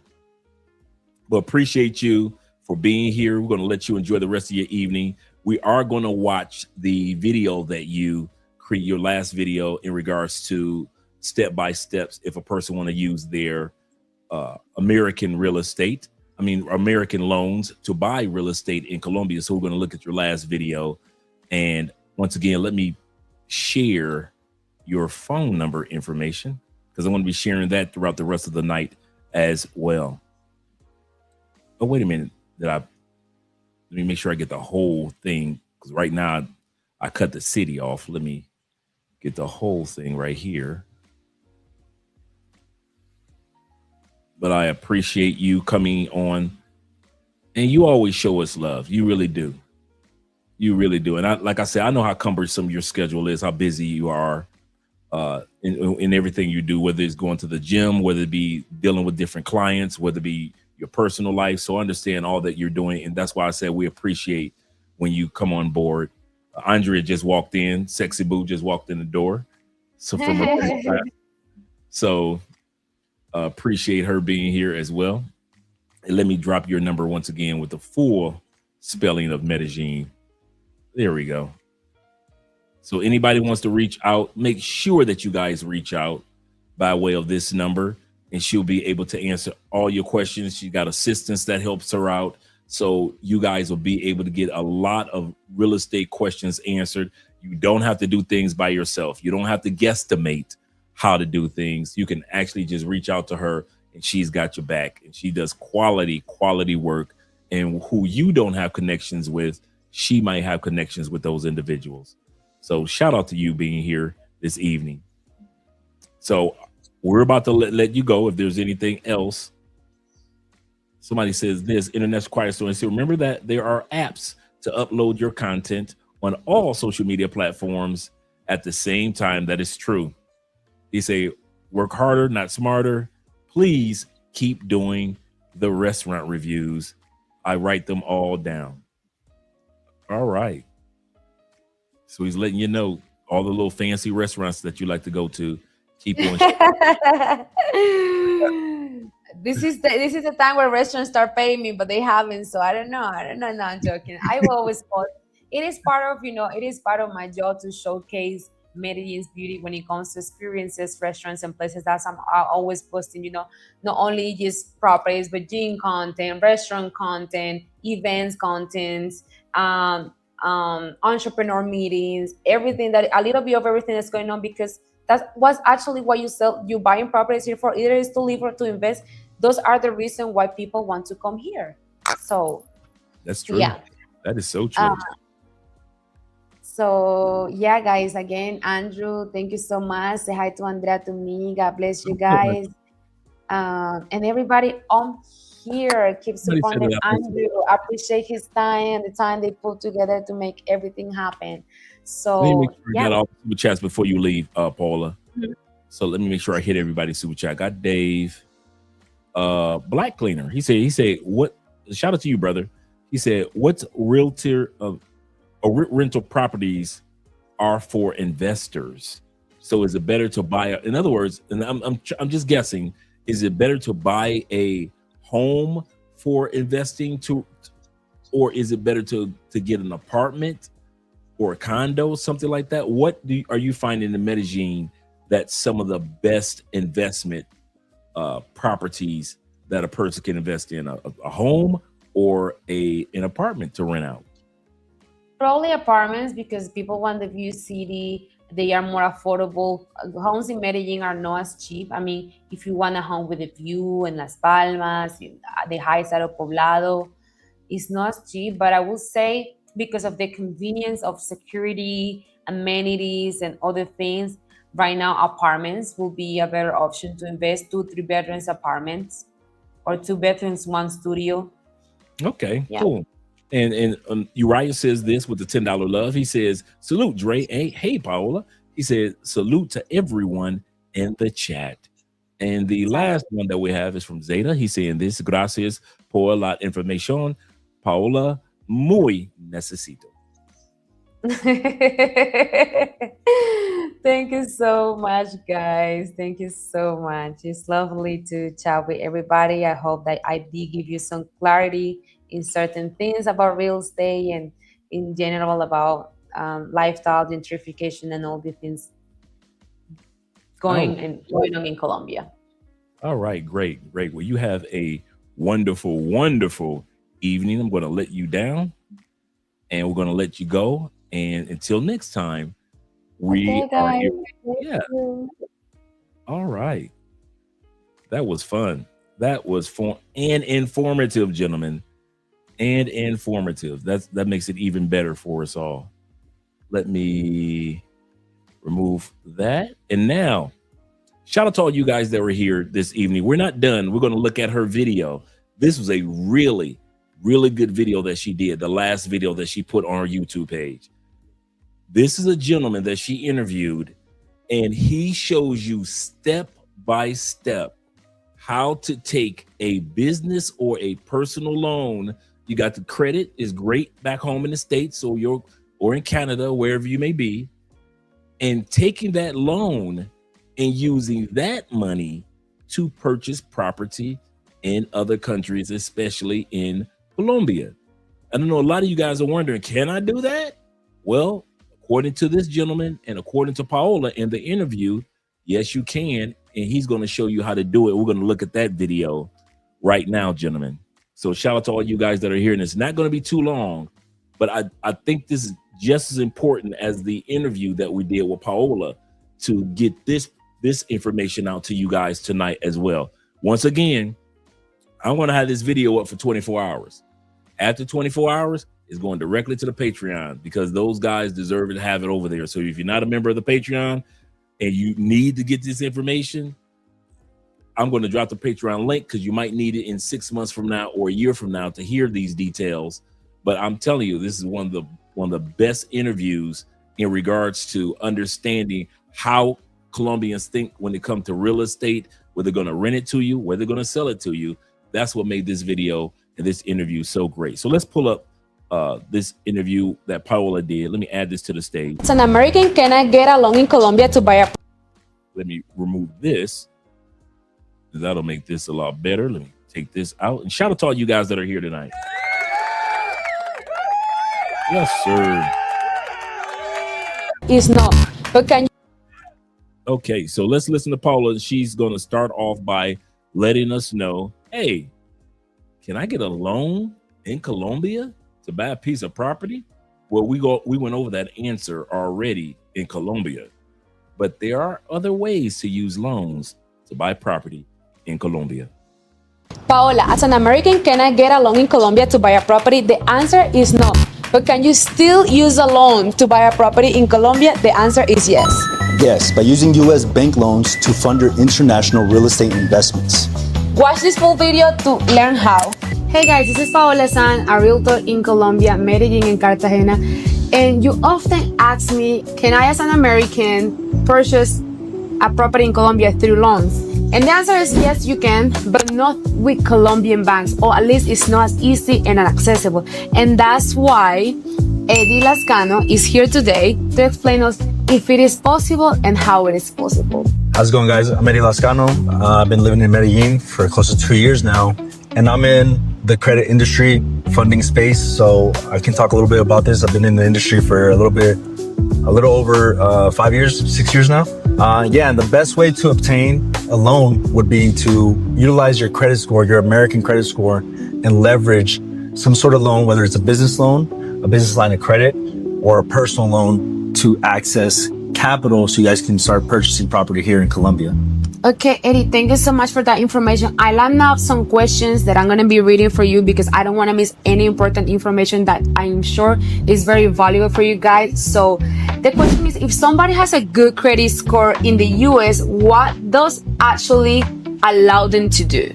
Yeah, that's a great question. So having a great credit score allows you to open the banks. You're pretty much opening up the floodgates to all US banking all over America, accessing, funding from credit unions to business loans, business lines of credit, and you pretty much can get access to capital that you wouldn't be able to without having a good credit score. That's great information there. So another question is that a lot of my clients don't have a lot of cash, but they do have a strong credit. So if someone has 5,000 to 15,000 USD safe, is it enough and is it realistic for them to still buy a property in Colombia? Yes, it's still an option for someone who has around 5 to 15K saved, as long as they have a strong, job source or, source of income that they can pay the loan on a monthly basis, right? You still want to have capital every single month to pay the loans because at the end of the day, you will need to be paying it. But you can still get access to the capital as long as you have a good source of income. Okay. And before they go any further, remember, they are talking about for an individual that is looking to use a U.S. loan. So all the qualifications of your basic bank in the United States that you've been working with for a while, whether it be business or whether it be a personal loan, those qualifications of being able to pay back the loan, we already know that's a part of U.S. requirements anyway. The reason why I kind of paused it is because sometimes individuals come to other countries and think they don't think about their source of income as often, their monthly source of income as often as they would in the States. And they'll be thinking like, well, wait a minute. In order to live in Colombia, all I need is $3,000 to $5,000 a month. But if you're taking out an American loan, that American company might sit back and say, well, if you're taking out a loan for $100,000, you might need to be proving to us that you bring in $6,000 a month or $10,000 a month because you're taking out a loan from the United States. So even though you're not paying $10,000 a month or $6,000 a month, the requirements of monthly cost of living, or the amount of money that you bring in other words, that is going to impact the American lenders. So be prepared to look at it from the perspective of American lenders, even though you're buying the property from a foreign country, Colombia. Let's continue on, gentlemen. Thank you so much. So another question is, can you please walk us through the process step to step and how you turn credit into capital for the people that are interested in buying properties here in Colombia? Right. So turning credit into cash really isn't that hard. It's fairly easy. It really just depends on the credit reports, the credit profile. If you already had good relationships with banks, you've paid down loans, you obtained car loans and you paid them off, you already have history and your scores are anywhere from the 720 to the 750 range. We can get you funded in less than a week. That's a very great timeline for somebody who, especially when you find a good deal in Colombia and it's one of these like get it now type of property, because a lot of people are trying to buy it. So if you can get a loan and you have all the intention, you like the property, is a good investment opportunity for you, Eddie is there to help you because that's a great timeline, guys. Okay, thank you so much. So the fifth question will be, is the next question, I think you already replied, but I guess we can go a little deeper into that, which is, how long does this actually take from the first conversation with you to having the funds available? Yeah, also another great question. So from start to finish, we're going to look at your credit reports. We're going to, look at all three credit bureaus, TransUnion, Experian, Equifax, From there, we're just gonna come up with a game plan, like a funding plan. Okay, do they need to go into credit repair? Are they even fundable? You know, will they get 100,000 or more in funds based on their credit reports and what's inside the credit reports, right? Because it just doesn't matter. It just doesn't depend on the credit score. It's literally what's inside the credit reports. So I'm an expert in that. I'll take a look and I will let you know how fast or what the time stamps on getting you funding would be. But typically, let's just say they have a good credit report and everything looks good.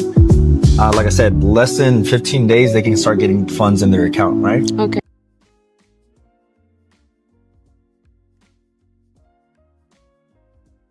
All right, though, he's explaining. We're going to continue on through the video, but I just asked Andrea a question real quick regarding Zeta's statement. He said, Dre, can you read my super chat? He said, I need to know if yours is absolutely correct.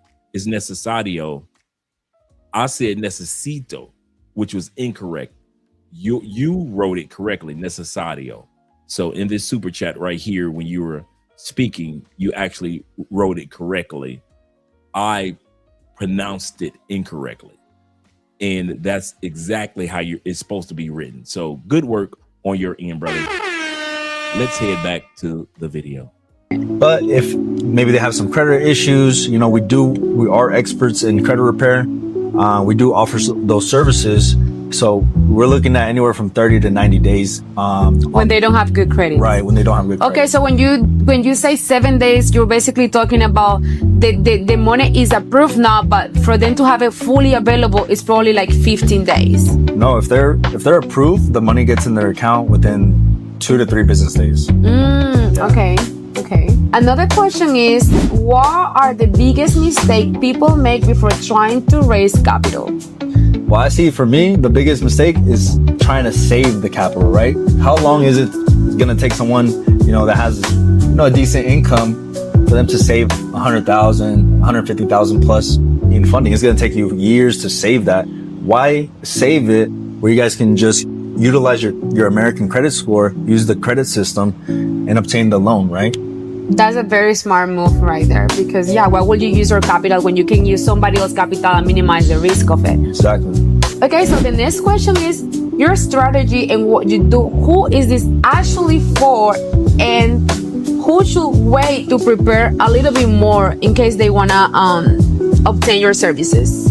Yeah, so someone that's ready versus someone that's not ready, it all comes down to, you know, what is their income source look like month to month? Mm-hmm. Are they making 5,000? Are they making 15,000, 20, 30,000 a month? Or how's their credit reports look like, right? So someone that's ready, they have the income, they have the great credit score, this will work perfectly for you. Versus someone who maybe they have good income, but their credit score isn't that great.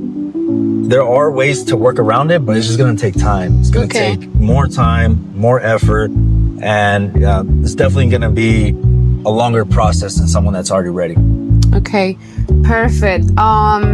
So you guys here, make sure you're working on these credit scores if buying a property is something that you want in Colombia, because you're probably, if you're not going to buy it today, at least start the process with Eddie today so you can know what is it that you need to get done. And if you do need 3-6 months, it gives you time to start searching the property, fixing your credit score at the same time, because there is no time to be wasted in the real estate market in Colombia. The more you wait, the more you lose, because you're losing money in appreciation of the property you could be potentially buying early on, right? Before she goes to the next statement, let's go to Eddie's Instagram. I'm going to show you guys his Instagram that I've been posting. Shout out to that brother. Let me screen share and let's go to the Instagram. All right, so this is Eddie Knows Credit, and this is Instagram that I just dropped the link to. And so he has a lot of information on his Instagram, other interviews, things like that. And most of his Instagram is all about investing. Global investing, local investing. And so for all you guys that are interested, and you know me, I'm going to reach out to him in order to schedule an interview for the channel. You guys already know how I am. So I'll be reaching out to him in regards to the channel, but this is his Instagram. So I'm going to scroll back up, and I've dropped the link a few times for you guys to take advantage of. Let me go right here so you guys can take advantage of it. So make sure that you guys reach out to him in his DMs as well. And he talks about credit improvement and things like that. And I'll tell you one of the things that I've learned about out of the 12 million expats that live outside the United States. I'm going to say something a little personal. A lot of expats make a big mistake, and I'm going to say this to you guys. And I'm glad that I've been working on getting this improved myself. Once we live outside the United States for so many years, and we don't plan on living back in the United States, we fail to realize that we still can invest back home.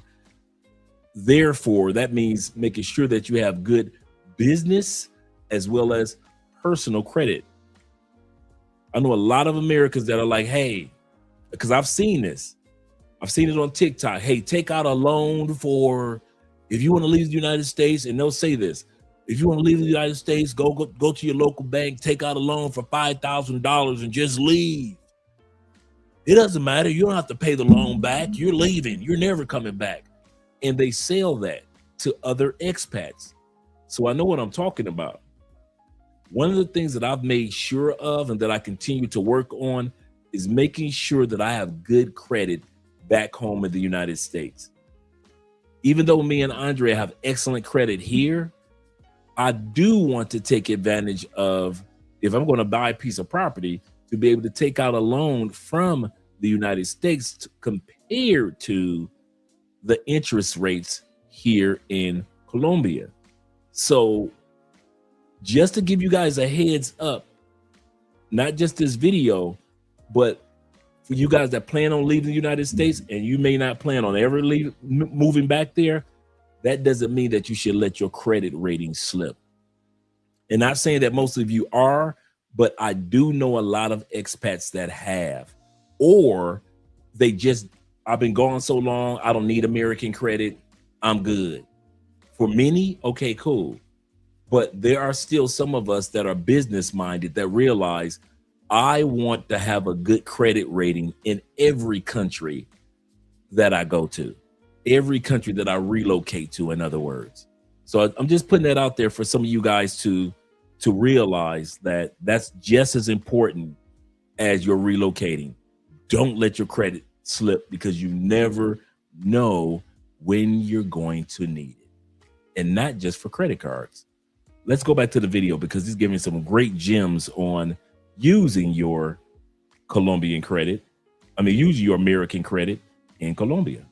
So the next question is actually very important, and I know you guys are listening very closely to know what this is what is the interest percentage in average that you get the loans for, or like how do you what's the interest percentage? Yeah, so you can do multiple variations of funding. It really depends on the individual. If they have a business, we can get some 0% funding where it's 0% for 12 to 15 months. Or if we use it on the personal side, we're looking at anywhere, the lowest I've seen is around 6%, and the highest I've seen is around 15%. Okay, is the highest common, like is something that happen often, or you would say that 15% is very rarely? Well, if the credit score is not that good, then the interest keeps going higher every time, because it's a higher risk for the bank. Of course. Yeah.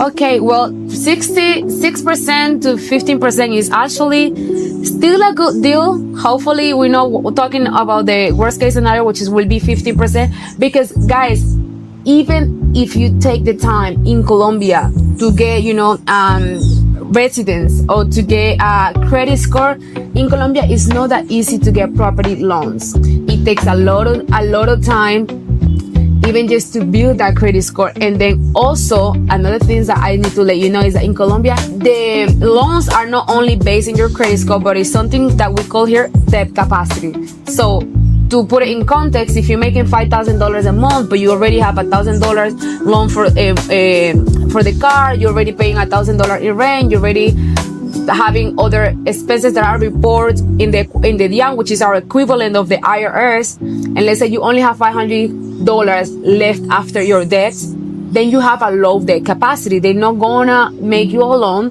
for a 2,000 mortgage property. Now, that is the example that is not as easy. When it comes to interest, it's not even beneficial. If you are a US citizen and you can get the interest rate there, is much more beneficial, because in Colombia, it starts from 10%, which is already 4% difference from what it starts in the US.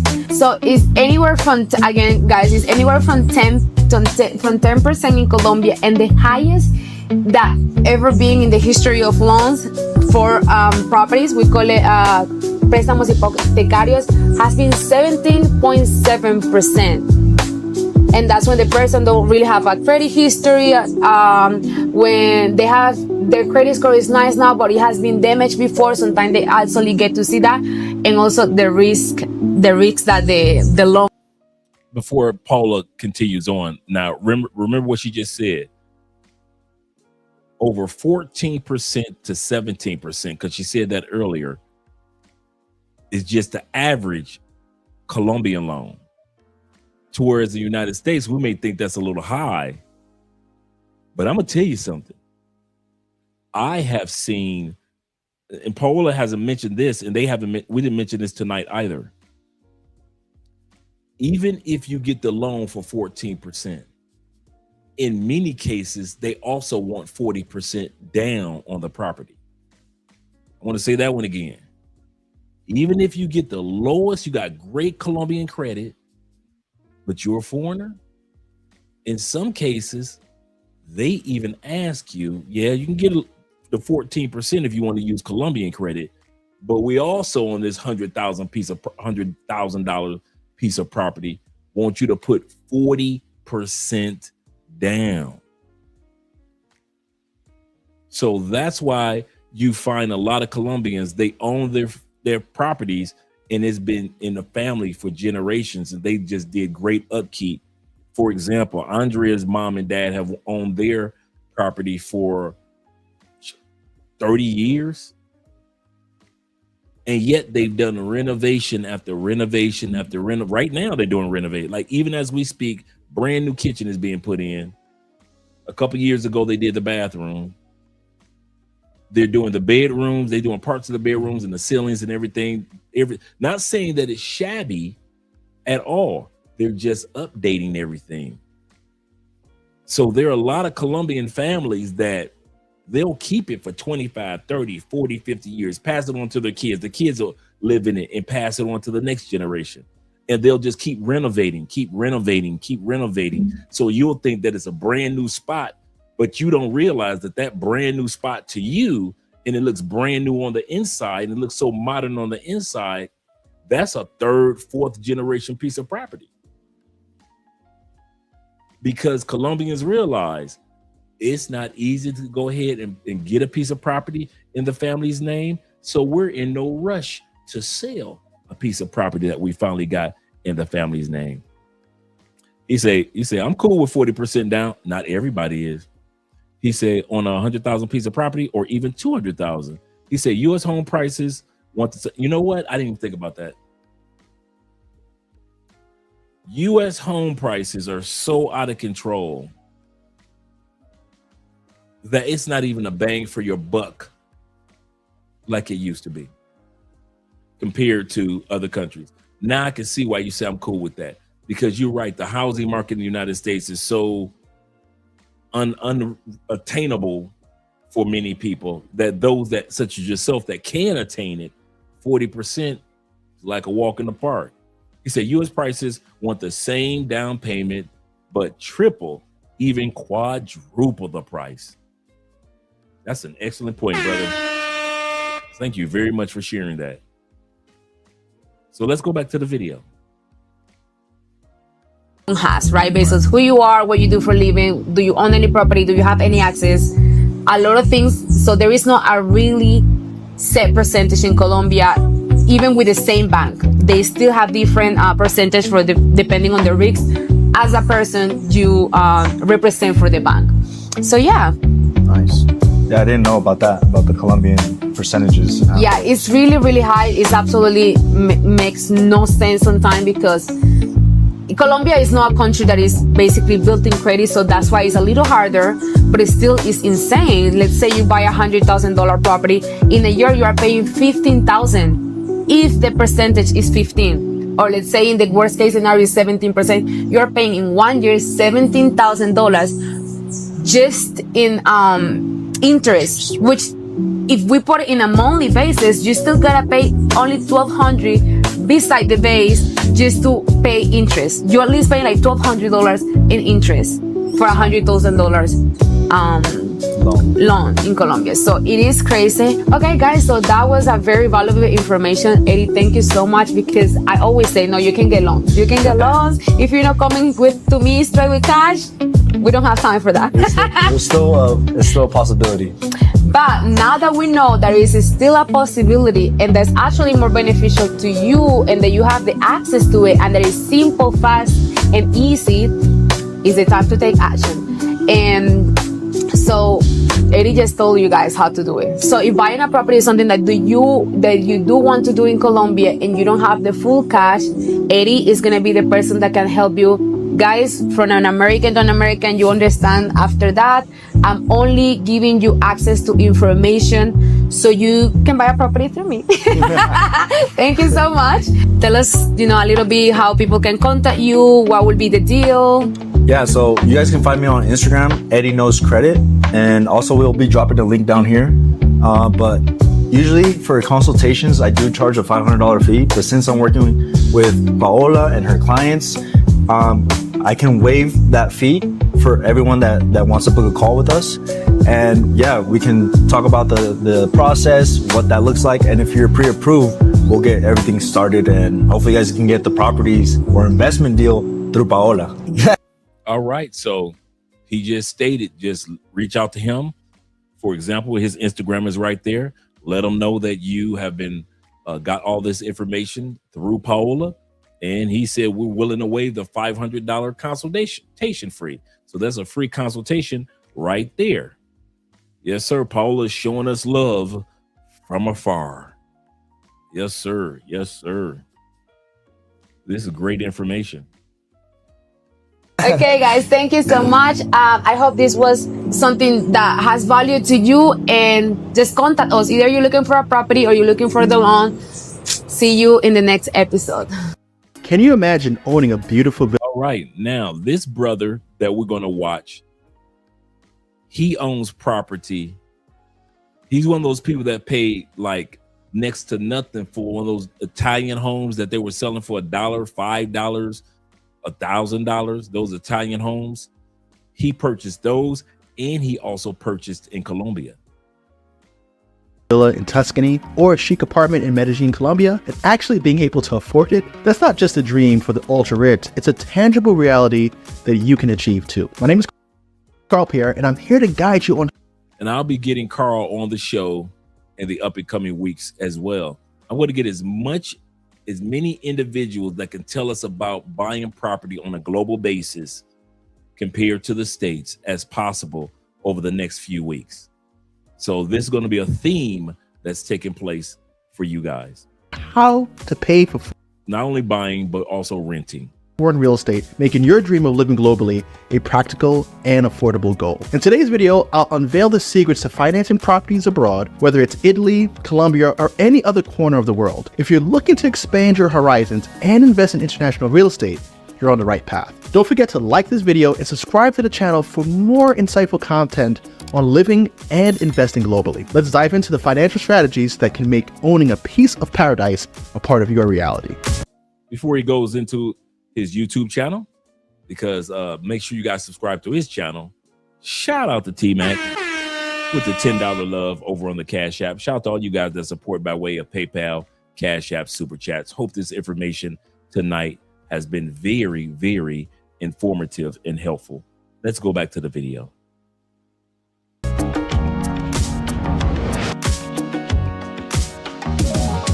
First up, let's talk about foreign mortgages. Securing a mortgage in another country can be a viable option, but it comes with its nuances. For instance, in Italy, recent terms for foreign buyers could include interest rates from like 7 to 10%, and in Colombia, the lowest that you're going to see is around 10% and goes up to about 15 to 17%.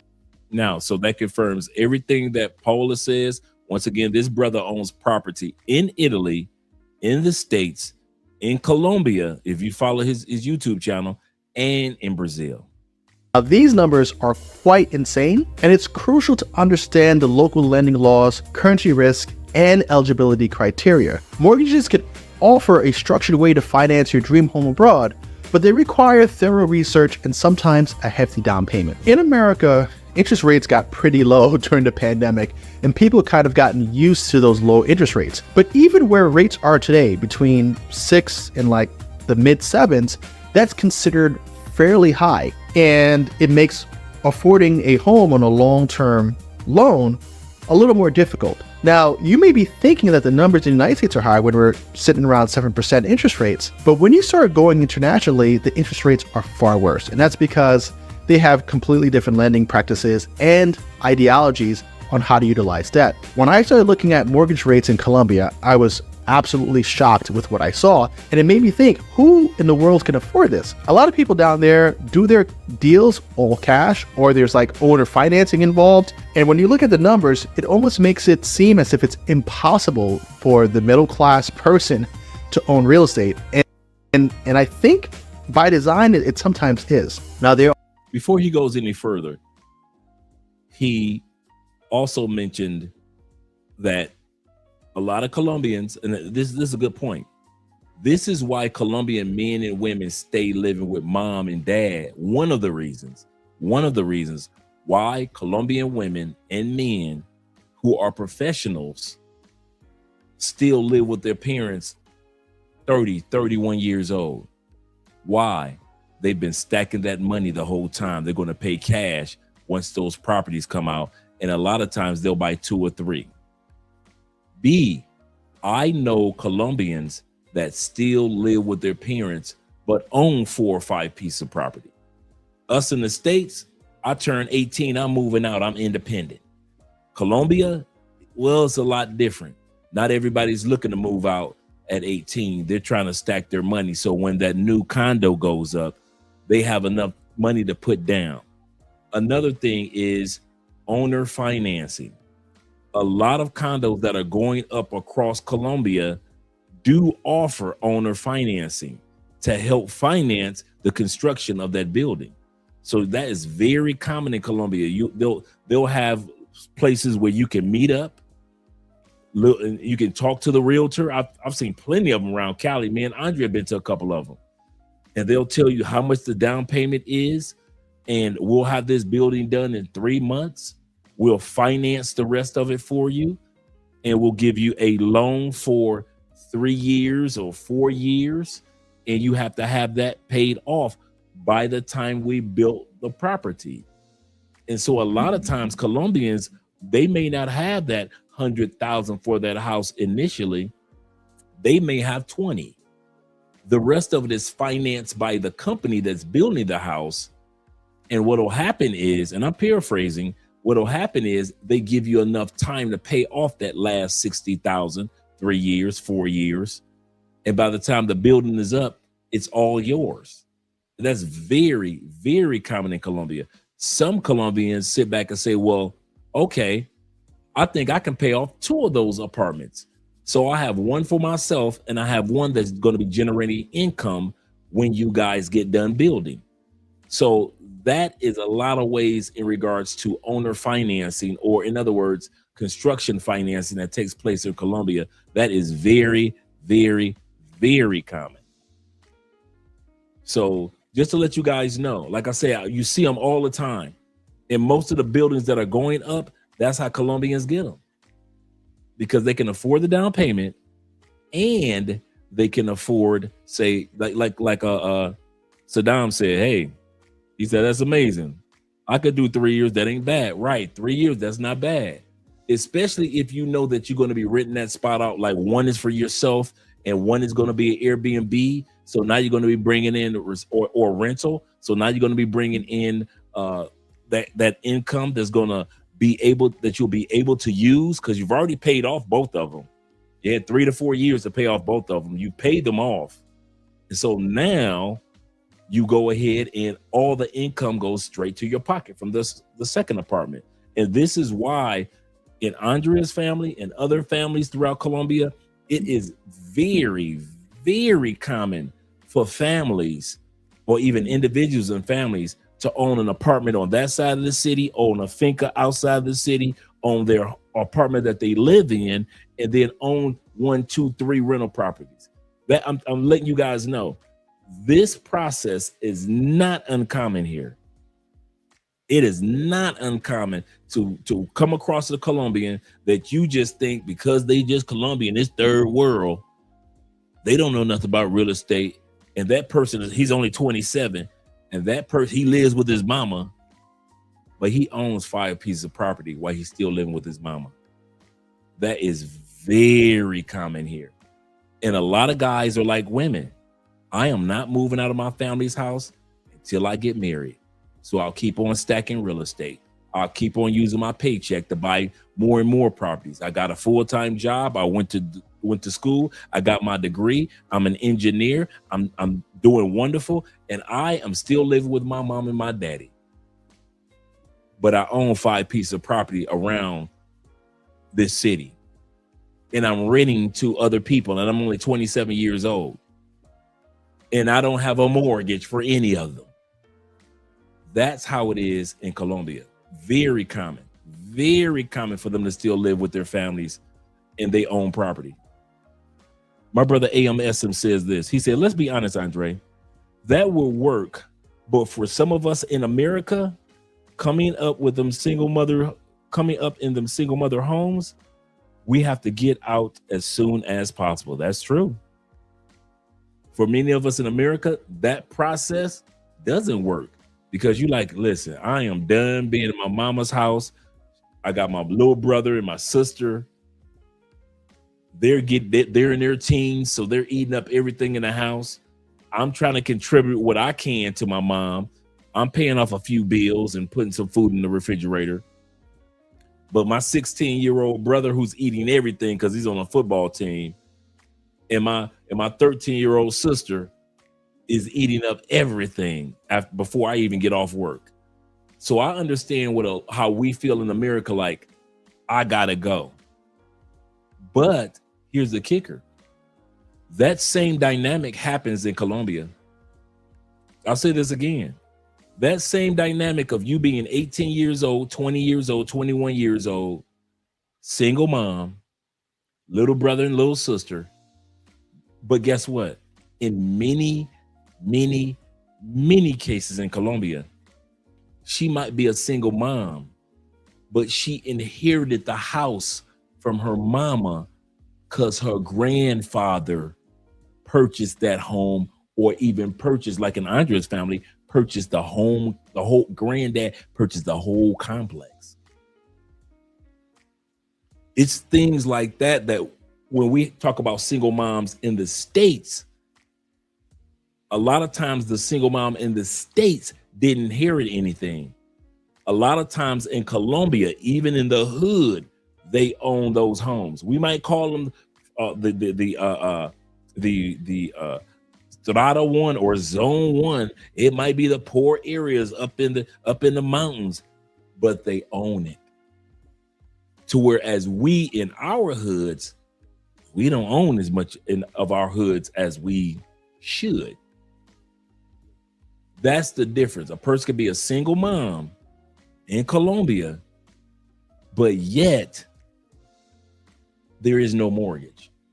The taxes really ain't gonna kill you like the United States. So it's little things like that makes our dynamic back home in the States different. Colombia is kind of like Asia, a very inheritance type of country. You'll see this with Colombian houses too. If any of you guys there in Medellin, you are in any part of Colombia, you can see first generation. You can see somebody built on top of that Second generation, it may be completely different color. First generation may be brown brick. Then the second generation or the next level of that same house was some type of mortar, right? Brown. I mean a beige. Then the third generation is right on top of it with all white. It's very common in Colombia. You'll see a house that's got 1, 2, 3 different colors. You're like, well, what is this? It's because each generation built on top of the last generations because they own the property. So a lot of times they're not going to even, a lot of times they won't even leave. They'll just build on top of. Mom, I'm going to be single. Why? Because I've got the money to build the whole next level. So they'll build, I kid you not, they'll build that next level, buy property, have 5 Airbnbs, and living on top of their mama house. If anything ever happens to those Airbnbs, which they won't because they usually pay them off in those 3 years, they still have that second level. And then when they pass on, guess who builds on top of that? It's like they got the baby boomer built on top of the Gen Zer, built on top of the millennial, and then Gen X, when it's their turn, they'll build on top of that same piece of property. I kid you not. I kid you not. It's nothing in Colombia to see 4, 5 people owning one piece of property. That's why you got to get what's called a delinquent. Not a delinquent. It's not a loan. It's almost like a background check on the house. Because you thinking that person that's in front of you that's selling that piece of property is the only owner. No, there are people that own that house from 3 or 4 generations. So it might be 5 people to 7 people that owns that one piece of property that you're interested in. So those things are very important to know, but Colombians are in no rush to leave home. Not like us. We are, I got to get out of here. Mom got us in a house full of roaches. But in Colombia, they like, I ain't going nowhere. Why? When I can buy the title search. Thank you very much, T-Mac. The title search. Yeah, I kid you not, man. And you'll see it. Now that I've mentioned it, some of you guys are going to be tomorrow morning going around Colombia. You're going to see houses where it's like this one is red brick. Then the next one will be beige. Then the next level, that same house is all white. And you're looking like, oh, okay. Why is that? 3 generations. 3 generations. IMF says this before we get back to the video. He said, Caribbeans, Central, and South Americans take pride in the hard work their ancestry did, and the wealth and property that they earned, whether it's a house or whether it's a house, whatever. Meanwhile, Keisha says it ain't worth ish. That is so true. That is so true. He said, Keisha Bonnet ain't letting it happen, Drake. Keisha Bonnet ain't letting it happen. Shout out to my brother AMSM, a man supporting man, representing Big Bro walking in the building. He said, ain't no Keisha going to let her son stay and stack up money. We've seen this situations where the son will stack up money that he wants to do some things and Keisha will steal it. Whether it be cash, I've seen mothers rob sons, whether it be bank accounts. I've seen mothers rob sons and use the son's name for credit. I know men in their 30s that had to clean up their credit because their mama used it and destroyed it. And it took them years to get their credit rating back on track. Years. And that's very common in the States. To where Colombia, it doesn't happen like that. You're not going to find somebody that Man, my mama destroyed my credit. You ain't gonna hear Colombians talking like that. But Americans, yeah. Yep, mom gonna ask for rent. Mom is gonna ask for rent. Let's continue on. Like I said, this brother owns property in Colombia. He was one of the original people that when they were selling houses in Italy for, you guys remember that a few years ago, they were selling houses for $1, $5, and $5,000. You can buy 2 houses and stuff like that. For some of you don't remember it, man, that was a big thing going on in Italy, and it's still going on now. He started his youth, and he owns a piece of property. He and his wife and his daughter, wonderful family, and they own a piece of property in Brazil as well as in the United States. So this brother is very well versed when it comes to property around the world. Are government-sponsored loans, but those are for people within the country. Sometimes they're targeting low-income buyers that are buying real estate in low-income or affordable housing set up by the government. But for the most part, the rates are pretty terrible. In addition to the rates being bad, the qualification standards are also quite stringent for foreign investors. They're usually going to expect you to come in with anywhere from 20 to 40% as a down payment, and you're going to still be hit with those high interest rates on the 60% that you're financing. So as you start researching what is going to be your option for buying that home abroad, I think one of the best places to start is reaching out to like the popular banks within that country and just meeting with a representative that speaks English and walk through your scenario with them. Tell them what your goals are, tell them what your objectives are, what you would want your monthly payment to be, and what you would have to do as a foreigner to be approved for a mortgage in their country. Oftentimes is going to be linked with a different level of review of your financial documents because they don't understand our financial system as well as they do their own. So they usually require a third party to get involved. In the United States, you can work with a lot of loan processors and they're going to ask for the standard 3 years of tax returns, your most recent pay stubs, your most recent bank statements, and a credit check to render a decision and give you a quote. In other countries, it's not so simple. Your other option is paying all cash or even using credit cards. This might sound daunting, but consider this. Some homes in Italy can be purchased for as little as $5,000. I did a deal like that. All cash deals eliminate the complexities of loans and can be very attractive to sellers, often giving you a negotiating edge. However, it requires significant capital upfront. Alternatively, using credit cards for smaller transactions like that Italy one, or for the down payments can be a quick solution, but be wary of high interest rates and fees. This route is all about balancing immediate availability of funds with the cost of credit. In some markets, coming in and making a purchase on a credit card is possible. Like for example, I'm selling one of my properties in Mussomeli, Sicily. If somebody decided that they wanted to finance that transaction on their credit card, maybe they had a very low introductory rate or 0% introductory rate and said, you know what, I'll just swipe the 30 grand, not have to deal with any other outside financing, and I'll pay this off in 12 months or 18 months at 0 interest.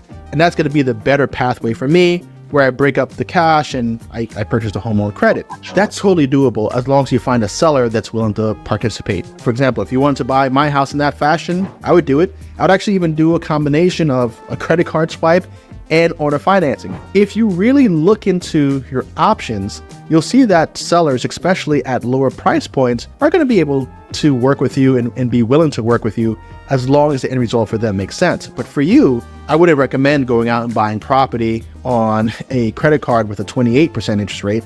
That's just going to bury you. It's never going to make sense in that fashion. I'd recommend doing it all cash or finding some sort of middle ground with the seller so that it makes it more affordable. 28% interest rates are just sick.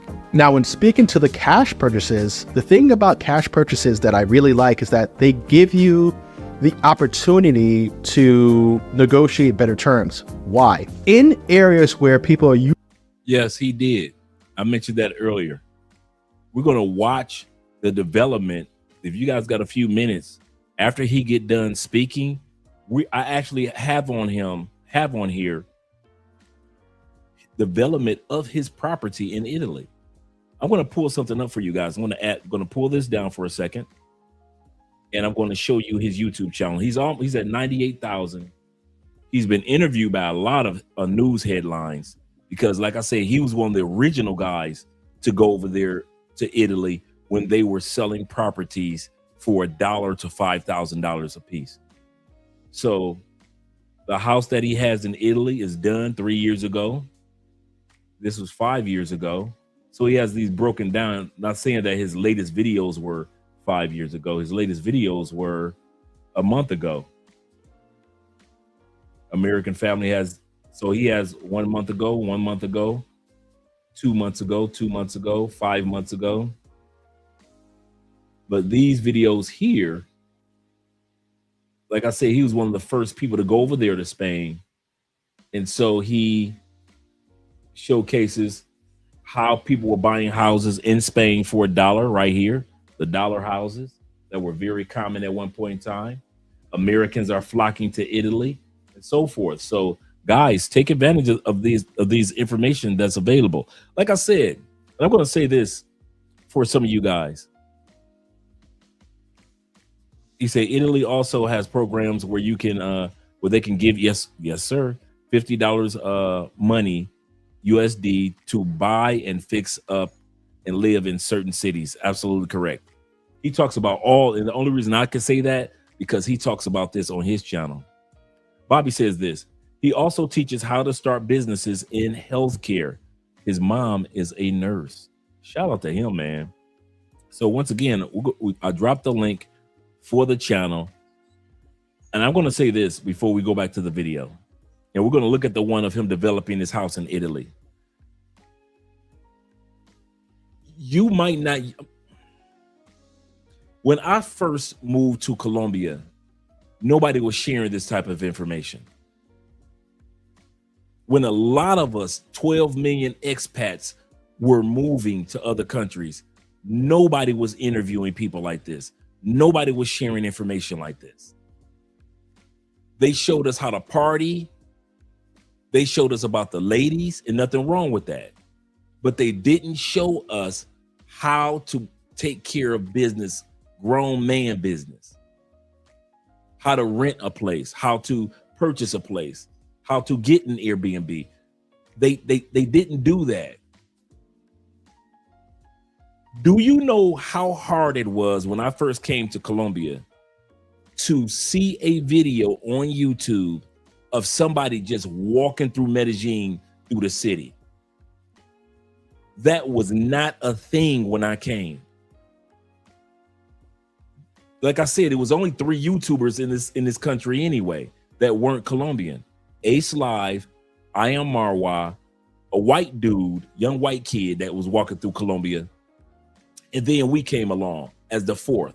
Other than that, you didn't have anybody that was an English speaker in Colombia. And I mean nobody. You had a few people that would come and then leave, but that was it. Nobody was actually here. I had to hunt. And it was this brother named, I believe it was Rob's Travel World or something like that. And all he did, and I think he's still around. All he does was walk through cities in different countries. I literally had to find his video of just walking through Medellin, because even Ace's videos were all about partying. I Am Marwa was about the college, interviewing college girls and asking them about Colombia and politics and things like that, and college guys in Bogota and in Medellin. But nobody was showing, how do you do real estate? Can I see a neighborhood? Can I see what a side of an apartment looked like in Colombia? There was no content. Why am I saying that? You might not be ready to move to another country for another 5 years, 10 years, 5 months, 10 months. Take advantage of this information while it's available. Like I said, I'm going to have it in the Patreon for you guys, but don't take it for granted. I'm not going to have this up all like I say, after tomorrow, 24 hours from now, you won't be seeing it on Love Crossing Borders. It'll be in a Patreon, because I want the Patreon to be a library of places that you can go to directly. You don't have to feel like 2 years from now, what was that video that Andre had about real estate? No, it's in the Patreon. It's right there for all the guys. What about the stem cell research? That's going to be in the Patreon. What about the medical tour? All that is there for you guys. We're creating a library for you guys. So when you want to go to almost any country, not just Colombia, it's already in the Patreon there for you guys. Because none of this stuff was here, man. I was so frustrated. Man. I had to literally hunt, and I couldn't believe that Ace did not have any regular going through Colombia's neighborhoods. I want to see what the apartments looked like. I wanted to see what the houses, and it took forever to finally get some videos posted from Ace and I Am Marwa. But in the beginning, that wasn't their content. In the beginning, it was about the ladies and partying and the ladies in the clubs, which was cool. But there were a lot of us that wasn't looking for just club and just lady videos.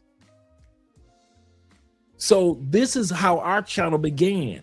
Our channel began to cater to you men and women that need real information. Okay, I can go to all these YouTubers and tell me how to party in Cartagena, and I can go all these content creators that now, it's 100 of you guys here now, but there's not enough here sharing basic everyday information. Once I'm done partying and I want to live there, what steps do I take? I'm 63 years old. I just got my Social Security last year. How can I live in Colombia? Those are the type of questions that we're trying to answer. That's why you don't see me put too many club videos up, because, and I got a ton of them, but it's a ton of them out there on YouTube. You don't need my videos. You don't need Andre's videos to show you how to club and party in these cities. That's why we don't even go that route. You don't need me to show you videos of beautiful Colombianas. Bruh, you got 100 dudes out there that's been doing that trash for the longest. But when it comes to real estate, Colombian taxes, your local taxes, when it comes to purchasing a piece of property, when it comes to cost of living, how is it still a bang for your buck in the grocery stores?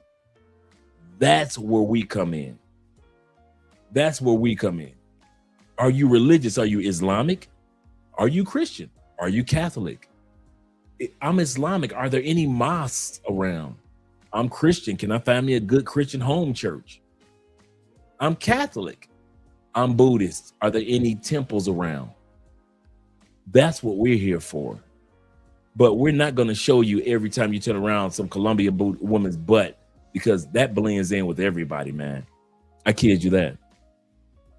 He said, I remember years ago when Ace was in Colombia years ago, brought people food on the streets with the vendors. Yeah, oh yeah.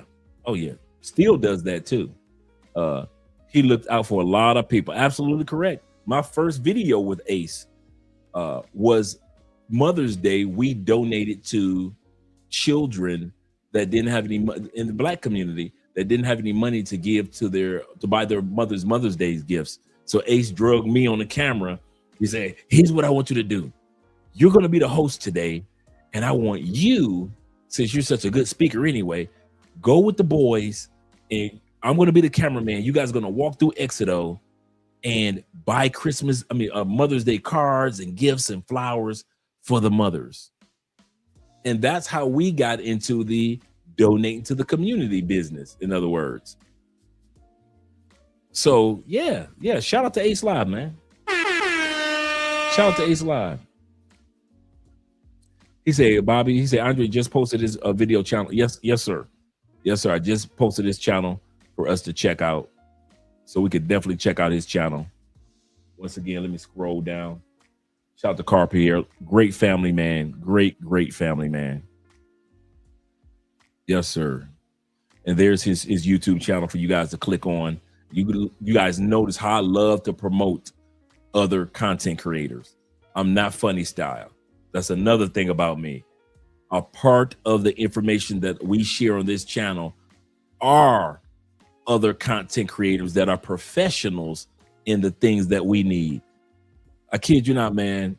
If y'all knew how frustrated I was when I first decided to move outside of the United States and there was no information, There was, and I don't care what country I was moving to, it was always YouTubers that were doing, among the white boys, cuisine, adventures. So I could go to the, hey, if I wanted to go to Italy and learn adventures, I could tour around Italy. I could. The cuisine in Italy or in Africa or wherever it may be. I had all that. If I wanted to party in Barcelona, if I wanted to party in Ethiopia, all that information was there. But when I asked somebody, could I see just a regular neighborhood in Italy? I just want to see what the Italian houses look like. Just a regular block, regular houses. Very little to no content. Okay. Shout out to Barcelona, party. Can I see what an apartment looks like, a house, just a neighborhood? People just walking through the neighborhood in Barcelona. Crickets.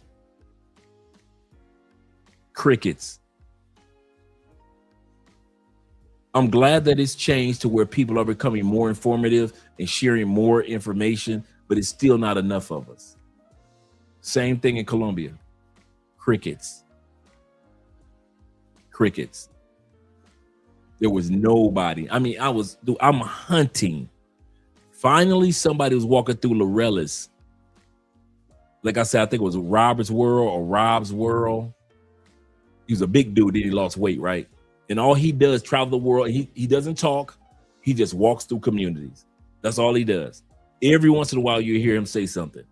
But he traveled the world, and his travel took off because he was the only one showing the communities in these different countries and islands, where everybody else was just showing you the beach. He showed you that, but then he showed you where everybody else lived too. So shout out to Rob's World. It was Robert's World, something like that. Shout out to you guys.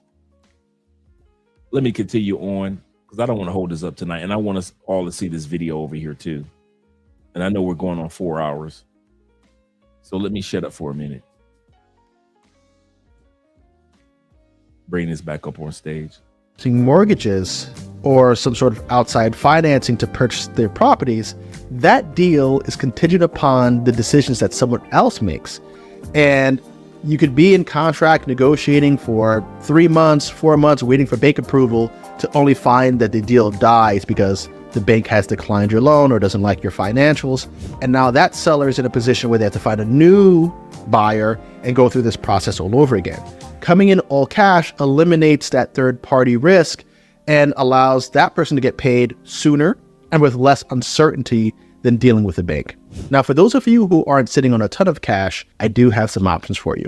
I think it's time that we talk about what I believe is the best option for buying foreign real estate, and that's utilizing a home equity line of credit or refinancing to buy or build your foreign property. This method allows you to leverage the equity in your home to finance your overseas investment. It's often a more flexible and cost-effective way to fund your purchase, especially for properties that don't qualify for traditional mortgages. This approach can provide lower interest rates and tax benefits, making it an attractive option for funding your international real estate dreams. And here's what I mean by that. If you own a home in the United States outright, or you have a lot of equity in that home, you're going to be able to restructure or secure some debt on that home so that you can make that international purchase. So rather than go through a system that is complicated because they don't understand your financials or their interest rates are crazy like I mentioned before, you could go to a US bank and restructure the loan against that house using your home as collateral. If you do this with a line of credit where it kind of functions similar to a credit card, if you want to kind of think about it that way, you're going to be given a line associated to the equity in your home. And you could do whatever you want with that. You could purchase other real estate, you could purchase other assets, whatever. But the goal is that you're using the equity that you've earned in your home to more or less finance your ambitions elsewhere. So let's just say you're buying a property in Brazil for $100,000. On a home equity line of credit of $100,000, you're going to expect to pay roughly $600 to $700 a month on that debt, which for a lot of people is reasonable. Now, if you were to use a product that was at 20% interest, that payment would be substantially higher closer to $1,500 to $1,800 a month, which to me doesn't make any sense, especially if that's a vacation home. So if you took $100,000, bought this property outright, and that property could rent for $1,300 a month when you're not there on a sharing site like Airbnb, you would be able to make enough money to pocket some cash while paying off your debt. So if we just use a $1,200 example, $600 goes to pay off your debt, the other $600 gets saved, maybe covers some of the carrying costs on your property like taxes, water, etc. But every year you might have enough money from the operations of that house to pay for your flights for you, your family, and even have some leisure money. Also, if you're somebody who's sitting on a lot of cash, in my opinion, it also makes sense that if you had the $300,000 or $400,000 to make the international purchase, I like going about things a little bit differently. I would rather purchase another asset in the United States, a 2-family, 3-family home in a landlord-friendly state, and I know that if I purchase that property outright in cash, I'm going to be able to depreciate that asset over time. I'm going to be able to rent it in US dollars and generate cash flow. And whenever I feel like recapturing some of the money in the form of a refinance, I could do so and purchase my next bit of real estate. That way I have 2 properties with the same cash outlay. I don't think it makes as much sense to take the $400,000 and buy a property overseas and that's the end of it. I'd rather kind of hedge with a US asset, knowing that US rental rates are fairly high, getting debt on the property is high, the tax code favors you as a landlord, restructuring that, maybe I cash out 70%, 80% out of the $400,000 spend, I recapture $280,000 to $320,000 plus cash flow from that rental property, and then I take that $320,000 and then I make my purchase elsewhere with that. That way the other home is owned outright, this one is leveraged in the United States, but at the end of the day, I now have $720,000 worth of real estate that can whip off cash, and foreign real estate also benefits from the depreciation schedule, except it's on a 30-year basis rather than a 27.5 basis. But that's just my opinion on things. If you're ready to take a leap and invest in foreign real estate, but need some guidance on how to finance it, I'm here to help. You could book a call with me at www.iantplife.com for more personalized information and advice. We'll explore the best financing options for your situation and help make your global living dreams a reality. Remember, owning a piece of paradise isn't just for the wealthy, it's achievable with the right strategies. Welcome back to our incredible journey with the Castellamare del Golfo project in Sicily, where we transform a dilapidated property into what will be a profitable dual unit rental. Yeah, they hooked that house up, I ain't gonna lie. That house in Italy, man, I couldn't believe how it looked afterwards. You guys are going to love this. I'm Carl Pierre, and I'm here to not only share an exciting update on this venture, but also give you insight into the world of cheap Italian homes and their potential. If you've been following our journey and dreaming of investing in Italy, today's update will fuel your enthusiasm and show you how to live globally and afford it.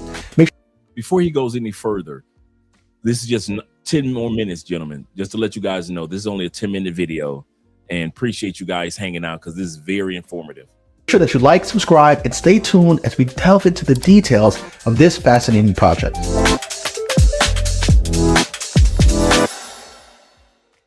Our adventure started with the intriguing concept of €1 homes in Italy, which led us to eventually purchasing in Castellamare del Golfo. Today, I'll break down the numbers from the acquisition cost to the financial planning needed to bring our vision to life. This project was about seeing potential where others saw disrepair. For those of you who aren't familiar with my journey, I actually started looking at properties in Sicily because I saw an article that they're selling homes in Italy for $1. So I went out to the town of Musamelli, I bought a few properties, starting with one for $5,000, then I got another for $12,000, and I recently bought one for €1 that I'm combining with my other property. But in spending more time in Sicily, I started to think, where else can I buy and actually invest?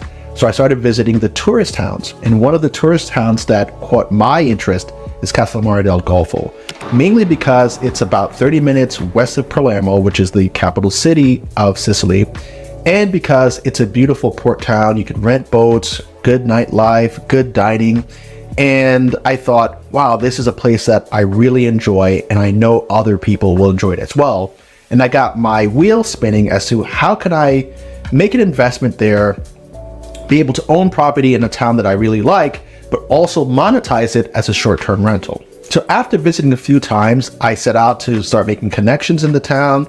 And actually, it was one of my Airbnb hosts who helped me find the property that we're talking about today. A unique challenge about investing in properties in Italy is they don't have an MLS system like we do in the United States, where all brokers and agents are listing properties in one centralized place.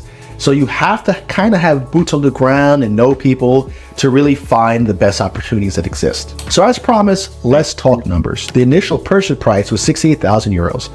And then we had additional closing costs and legal fees adding 4,300 euros to the acquisition price. Renovation cost and getting the house staged as a short-term rental exceeded the initial budget of 60,000 euros as we went further than expected with setting up the home for maximum appeal and profitability. We added a second terrace, additional water supply, and didn't cut any corners on renovations. I also hired an awesome architect and project manager, which added to the cost, but also assisted us with navigating local challenges with suppliers and of course adhering to building code. All in, the project is costing more than budgeted at nearly 170,000 euros. Sounds like a disaster, doesn't it? But there is some good news here. When doing a comparative analysis of renovating homes in this pocket of Castellammare del Golfo, the after repair value is going to be between 200,000 and 250,000 euros. Considering it now has 2 units that can be flexed into a single family home and makes it more marketable, gives me more assurance that we could command closer to 250,000 euros when it's time to exit this property in 5 years. Now, renovating a property abroad comes with its own set of challenges and its own learning curve. Our project involved extensive planning, assembling the right team on the ground in Sicily, and adapting to unexpected twists along the way. In Sicily, I would say the thing that's probably the greatest challenge is time. Time is always a problem. I know that in the United States, we have this thing called island time where everything kind of moves slower in the Caribbean. Island time applies to all of Italy in actuality, and even more so in Sicily where it's warmer and the pace of life is slower. When I set out to start this project, I tried to factor for the Sicilian factor by starting renovations in October. But the contractor delayed the start of the project because he felt, as they always think that they're going to get it done in record time. And by starting a little bit later, that actually pushed us out further. Now, this is no knock to my contractor. I love him. I love working with him. He's a friend of mine. But this is just the way that things work in Italy. So when you're working on projects in Italy, just add to the time. Even if you add 50% to the time, you'll be surprised that it might even exceed that. Another problem that we encountered was that our original plan was to use like a kind of earth tone pink or coral color to accentuate this property. Now, there are other properties in the community that have this color, and I plan on going with that color because it's a color that I like and I thought would help the property stand out from the others in the area. The issue is that there's a local ordinance that says that the properties need to be a shade of tan. And as we were doing renovations, a neighbor came over and said, you know that this property has to adhere to the local code. And that kind of spooked me a bit. And the reason for that is that when you have that nosy neighbor that's starting to cite that there are local laws that you need to adhere by, they either work for the town or they're going to be the local snitch that report to you the minute you start painting it outside of that color. That's just the way that it is. So we decided to move away from the coral color scheme and went with a tan and olive green color, tying in the local colors and the local plant life there to add to that appeal. And we're also decorating with other olive plants, and it's going to come together and has come together quite nicely. Another funny story, which is not so funny for me or the supplier, but the supplier's truck got stolen, the door supplier. So our interior doors got delayed because they didn't have a delivery truck. These sort of things happen. So you can't expect a renovation in another country where you don't speak the language that's thousands of miles away to go smoothly. The thing that you can do is just work with a competent team that understands the nuances of the local culture and can help adapt and see things through. Now, again, we're over our initial budget, we're delayed. None of these things are positive outcomes, but it's turning out to be a really exciting project that's going to earn us some good money. The transformation not only restored the building's charm, but also integrated modern amenities inside, making it ideal for the lucrative short-term rental market in this town. The end goal of this project is profitability through platforms like Airbnb. By turning this property into a high-demand rental, we capitalize on Sicily's growing tourism and the allure of its beautiful coastline. Additionally, this project is just the beginning. We plan to replicate this model with more properties offering more investment opportunities for you. To give you the sense of the amount of money that can be made on a deal like this if you were to do it yourself, as a hosted rental, we are projecting that the property will generate approximately $30,000 a year when renting out both units. According to AirDNA, a research tool to estimate the performance of this property, it should have an occupancy rate of around 57%. Tenancy peaks in the summer since it is more of a summer holiday town than an all-year-round destination. The home can rent from $120 to $220 a day, depending on how we have it configured. The partners on this deal also benefit from the projected cash flow, depreciation on the property through the renovations that we did, and being able to use the property when they visit Sicily themselves. If you're excited by the prospect of owning a piece of Italian history, earning from it, and having the support of my team, join us in transforming hidden gems into profitable estates. Book a call with me at entplife.com to discuss how you can invest alongside us in the next project that we do.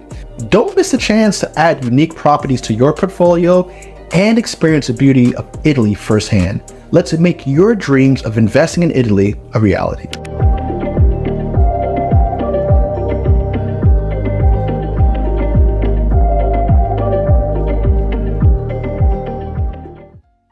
All right. Shout out to the brother, man.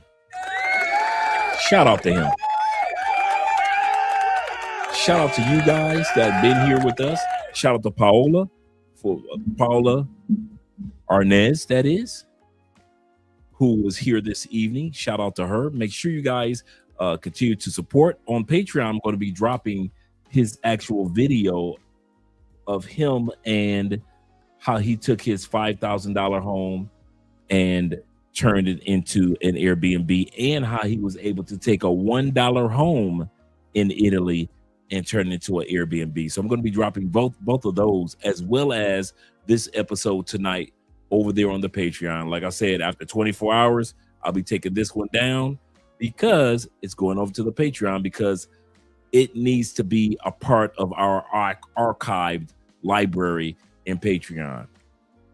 This weekend, no, actually, I'm going to move it back. Next weekend, I will be doing a test live stream on Patreon. So, because I want to start doing the special episodes over on Patreon for you guys. Like if I have an interview with PAOLA, it lasts for 2 hours. I'll have a portion where I say, PAOLA, I'm going to go over to Patreon. I'm going to do your last hour over there for those Patreon members over there. So I'm going to start doing a lot of interviews over on the Patreon, as well as sharing information. We just having fun doing our episodes as well.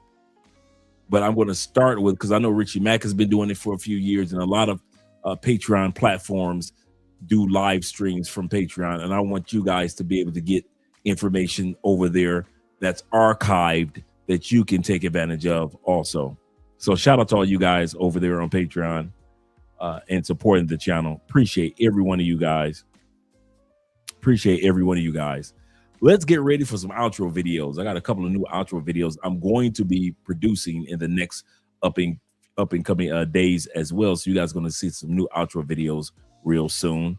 Remember, the Cologne episode has been moved to Sunday, so we're going to be doing that Sunday. But all you guys that are interested in betting Kia, we've been hearing enough about Cartagena, but not even 2 hours away, you have betting Kia without as many tourists. It's a beach town, and there's a lot of great things going on. It's kind of slower paced, but there's a lot of great things going on over there as well. So this Friday, we'll be interviewing a brother who lives in Barranquilla for the last 6 years. Great friend of the channel. and you guys are going to have get more information about how to live your life in Colombia through Love Crossing Borders. Shout out to all you guys that are here once again. Appreciate you guys. Let's do this outro video.